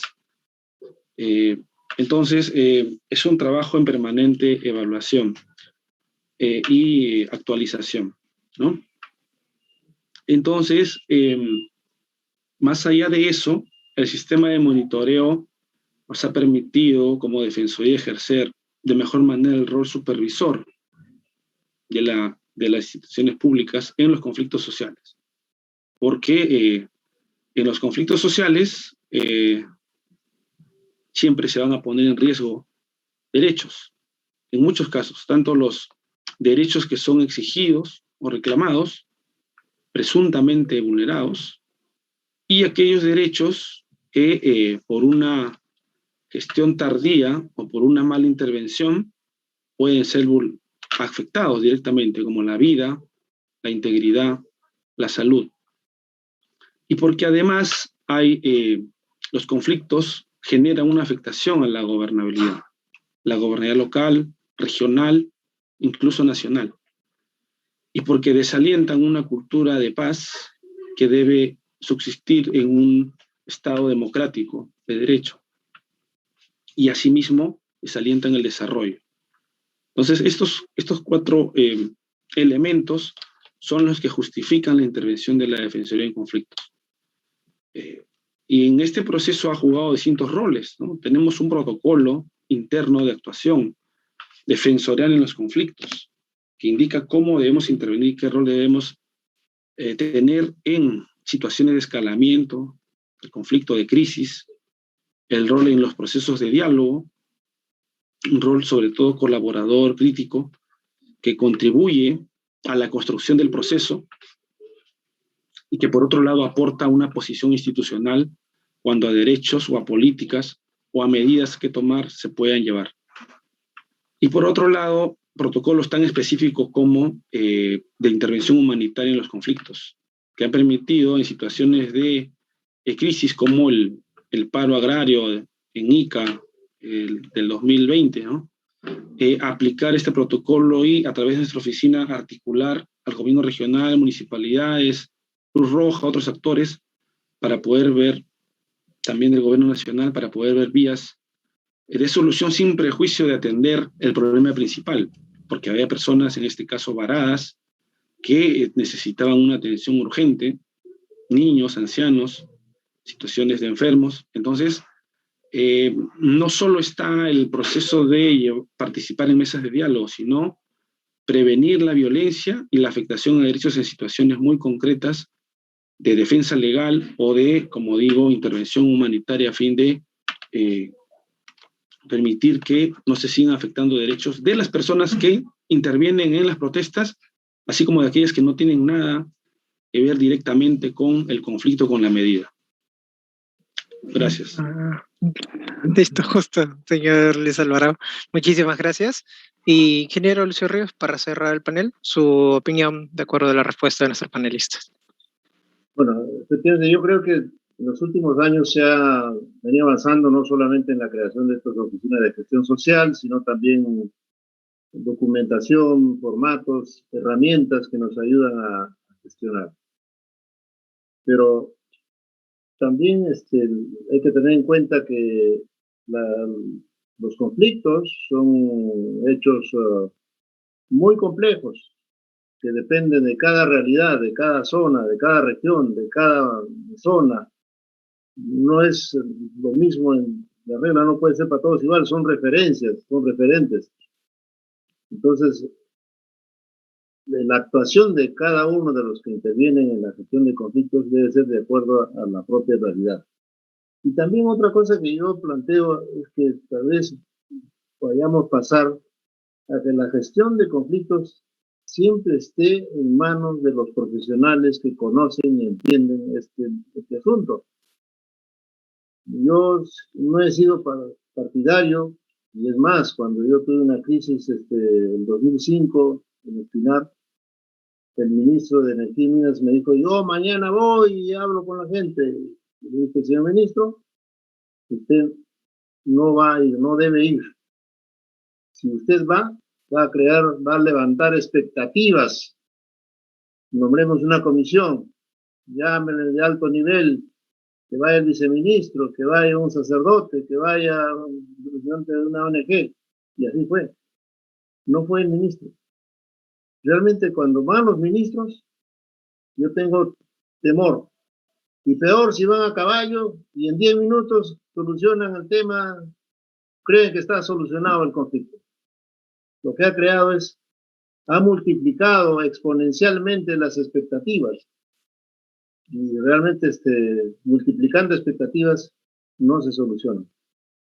Entonces, creo que es una llamada de atención importante. Dejemos que los conflictos sean manejados por los especialistas. Así como cada área, cada entidad tiene sus especialistas, ellos son los que tienen que manejar. Y eso es lo que cuando yo llevé de visita al CEO de BHP a una comunidad, con traductor inclusive, decía, pero usted es el dueño, usted es el máximo jefe. No, señor, él es el que conoce este tema, esta mina, conoce a ustedes, sabe cómo hacer. Él es el que va a responder por mí, yo no. Entonces, ahí nomás, fresquecito, como se dice, ya no había más que reclamarle a él. Y había que reclamarle al responsable del área. Entonces, eso tenemos que romper ese tabú, que tenga que nombrarse comisiones de alto nivel formado por ministros. Eso es lo peor. Tenemos que cambiar eso, a retomar, a que sea manejado por los especialistas. Gracias, Bruno. Ha sido buena experiencia compartir ideas con todos. Creo que el tiempo nos queda corto, pero algo hemos dejado en el camino. Sí, justo unos 30 segundos, ya que es el bloque final también del día, podemos pasarnos unos minutitos. Señor Luis Oreb, señor Luis Alvarado, en 30 segundos un mensaje para toda la juventud para poder seguir estudiando este tema muy importante que es la gestión de conflictos y sobre todo en el sector minero en el cual todos estamos involucrados actualmente, ¿no? Adelante. Gracias, menos de 30 segundos. Yo sí creo que es importante leer más, pero lo más importante de todo es tener esa capacidad de conectar con el otro como ser humano. Hay que cambiar nuestro paradigma, nuestra forma de pensar. Hay que ver y tratar a los otros con respeto, como cosas básicas que mencionaba Lucio. Hay procesos y metodologías que se pueden utilizar. En julio del año pasado, por ejemplo, presenté una propuesta, me pidieron que comparta algunas estrategias de cómo prevenir o reducir los conflictos para relanzar la minería post-COVID en el Ministerio de Energía y Minas, que también se lo puedo compartir a las personas que manden un mensajito. Podemos conectarlos por LinkedIn. Pero más importante que todo es ser sinceramente curioso de querer conocer y entender al otro y cómo el otro ve el mundo. Porque hasta que no entendamos cómo el otro ve el mundo, bien difícil va a poder ser que trabajemos juntos para lograr resultados beneficiosos para todos. Gracias, muchas gracias por la participación. Y por ahí he visto a Germán Arce, saludos por ahí. Y al resto, muchas gracias a todos. Gracias, Lucio. Tu mejor presentación. Muchas gracias por el saludo. Muchísimas gracias, señor Luis Aret. También 30 segundos para el señor Luis Alvarado. Bueno, muchas gracias por la invitación de Amautas Mineros. Es muy importante, como decía Luis Aret, mayor lectura, mayor investigación. Creo que el aporte de los estudiantes, de los universitarios, a generar mayores consensos, nuevas estrategias, nuevos modelos de intervención territorial, multidisciplinario, que no pasen solamente por determinadas carreras, va a ser muy útil para poder trabajar los temas de gestión social desde el Estado, desde las empresas, desde la sociedad civil. Hemos considerado siempre que la minería es un beneficio para todo el país, pero tiene algunos problemas que se pueden ir superando con mayor diálogo, mayores consensos y mayores aportes de todos. Entonces, todos los interesados estamos llamados a aportar desde nuestras distintas ubicaciones y sobre todo la juventud, los estudiantes, y por eso para la Defensoría es muy importante dirigirse a los estudiantes universitarios, que son quienes van a en realidad fijar la posición de mañana. Muchas gracias. Muchísimas gracias, señor Luis Alvarado. Chicos, todos vamos comentando en el chat. Ya saben, vamos fuertes palmas para nuestros invitados, mientras el ingeniero Lucio Ríos también da su mensaje para todos los jóvenes que nos están escuchando. Mire, siendo el grupo de la Asociación de Amautas Mineros, estudiantes de todo el país, cada uno seamos muy expertos, muy especializados en la especialidad que estamos estudiando, sea mina, metalúrgica, ambiente, economía, en fin, seamos muy sólidos, pero el trabajo que hacemos en todos sentidos son con personas. Y con las personas, para mí el punto fundamental es el diálogo. El diálogo para escuchar. Y escuchar no es para contestar, no es como rebatir, no es como voy a defenderme. El diálogo es para entender a la otra persona, y como decía Luis, cómo me conecto para buscar soluciones. Y para eso requiere sensibilidad y empatía. Cuando todos tengamos eso, tal vez el diálogo pueda seguir avanzando. Pero seguimos apostando por el diálogo. Gracias, Bruno, y gracias a todos por su atención. Muchísimas gracias, ingeniero Lucio Ríos. Y bueno, también que tenemos aquí el ingeniero Germán Arce, ¿no? También si le gustaría dar un saludo para todos los amautas, aprovechando que está aquí con nosotros. Muchas gracias por el espacio. Sí, me permiten quizá un par de minutitos. Se ha mencionado que es una gran oportunidad en el debate, y efectivamente es una gran oportunidad para las comunidades. Es un tema que deberíamos abordar porque se dan casos de que muchos jóvenes comuneros ingresan a trabajar a minería y luego de una capacitación se tornan en personal altamente calificado, con una calidad de vida muy superior a su estándar. Los he visto a muchos de ellos ya mejorando su vivienda, los chicos en buen colegio, con su vehículo, inclusive tomando vacaciones turísticas. Es una calidad de vida muy diferente y son muchos casos que sería muy interesante hacer una estadística que son un modelo a seguir. Esto no se difunde mucho. Sin embargo, si ocurriera un problema con un comunero, se difunde a nivel nacional y todas las comunidades se enteran. Pero algo bueno que pase con algunos señores comuneros, que los he visto también formando empresas y ser muy exitosos. Hay una empresa que entró a trabajar en una contrata, en una minera, el nombre no me interesa, y la contrata tuvo gran preocupación porque le estaban asignando una cantidad muy grande de personas en la comunidad. Inclusive para operar su maquinaria costosa. Dice, pero ¿cómo mi maquinaria? Un señor que ni lo conozco. Imposible. Maquinaria que cuesta, pues, $500,000, $750,000, $1,000,000 también. Sin embargo, de acuerdo después los arreglos, empezó a funcionar y la gran sorpresa, altamente eficientes. Tú pides esa contrata y a esa empresa que hagan un reporte altamente eficiente los señores de la comunidad, haciendo ese trabajo muy especializado. Y esto se repite a nivel nacional y sería bien interesante que los especialistas de repente haga un recuento, una estadística, un mapeo, que es un modelo a seguir, que debemos difundirlo y podríamos llamarle la oportunidad que los comuneros no deben dejar pasar. Obviamente el trabajo en la chacra no es malo para nada, pero el trabajo en minería les va a revertir nuevos conocimientos, una nueva especialidad y puede desenvolverse ya en el campo, también en la minería. Y por qué no después también en la industria. Y es una evolución que el Perú necesita. Una felicitación a los amautas y a los amigos expositores. Excelentes presentaciones. Muchas gracias. Muchísimas gracias a todos y nuevamente fuertes palmas, y como han podido ver en el chat están todos los chicos de todas las regiones aquí presentes. Ahora sí, hasta una nueva oportunidad. Muy buenas noches. Gracias a todos. Bye bye. Adiós. Buenas noches. Gracias, Buenas noches. gracias. Recording Chao, chao. stopped.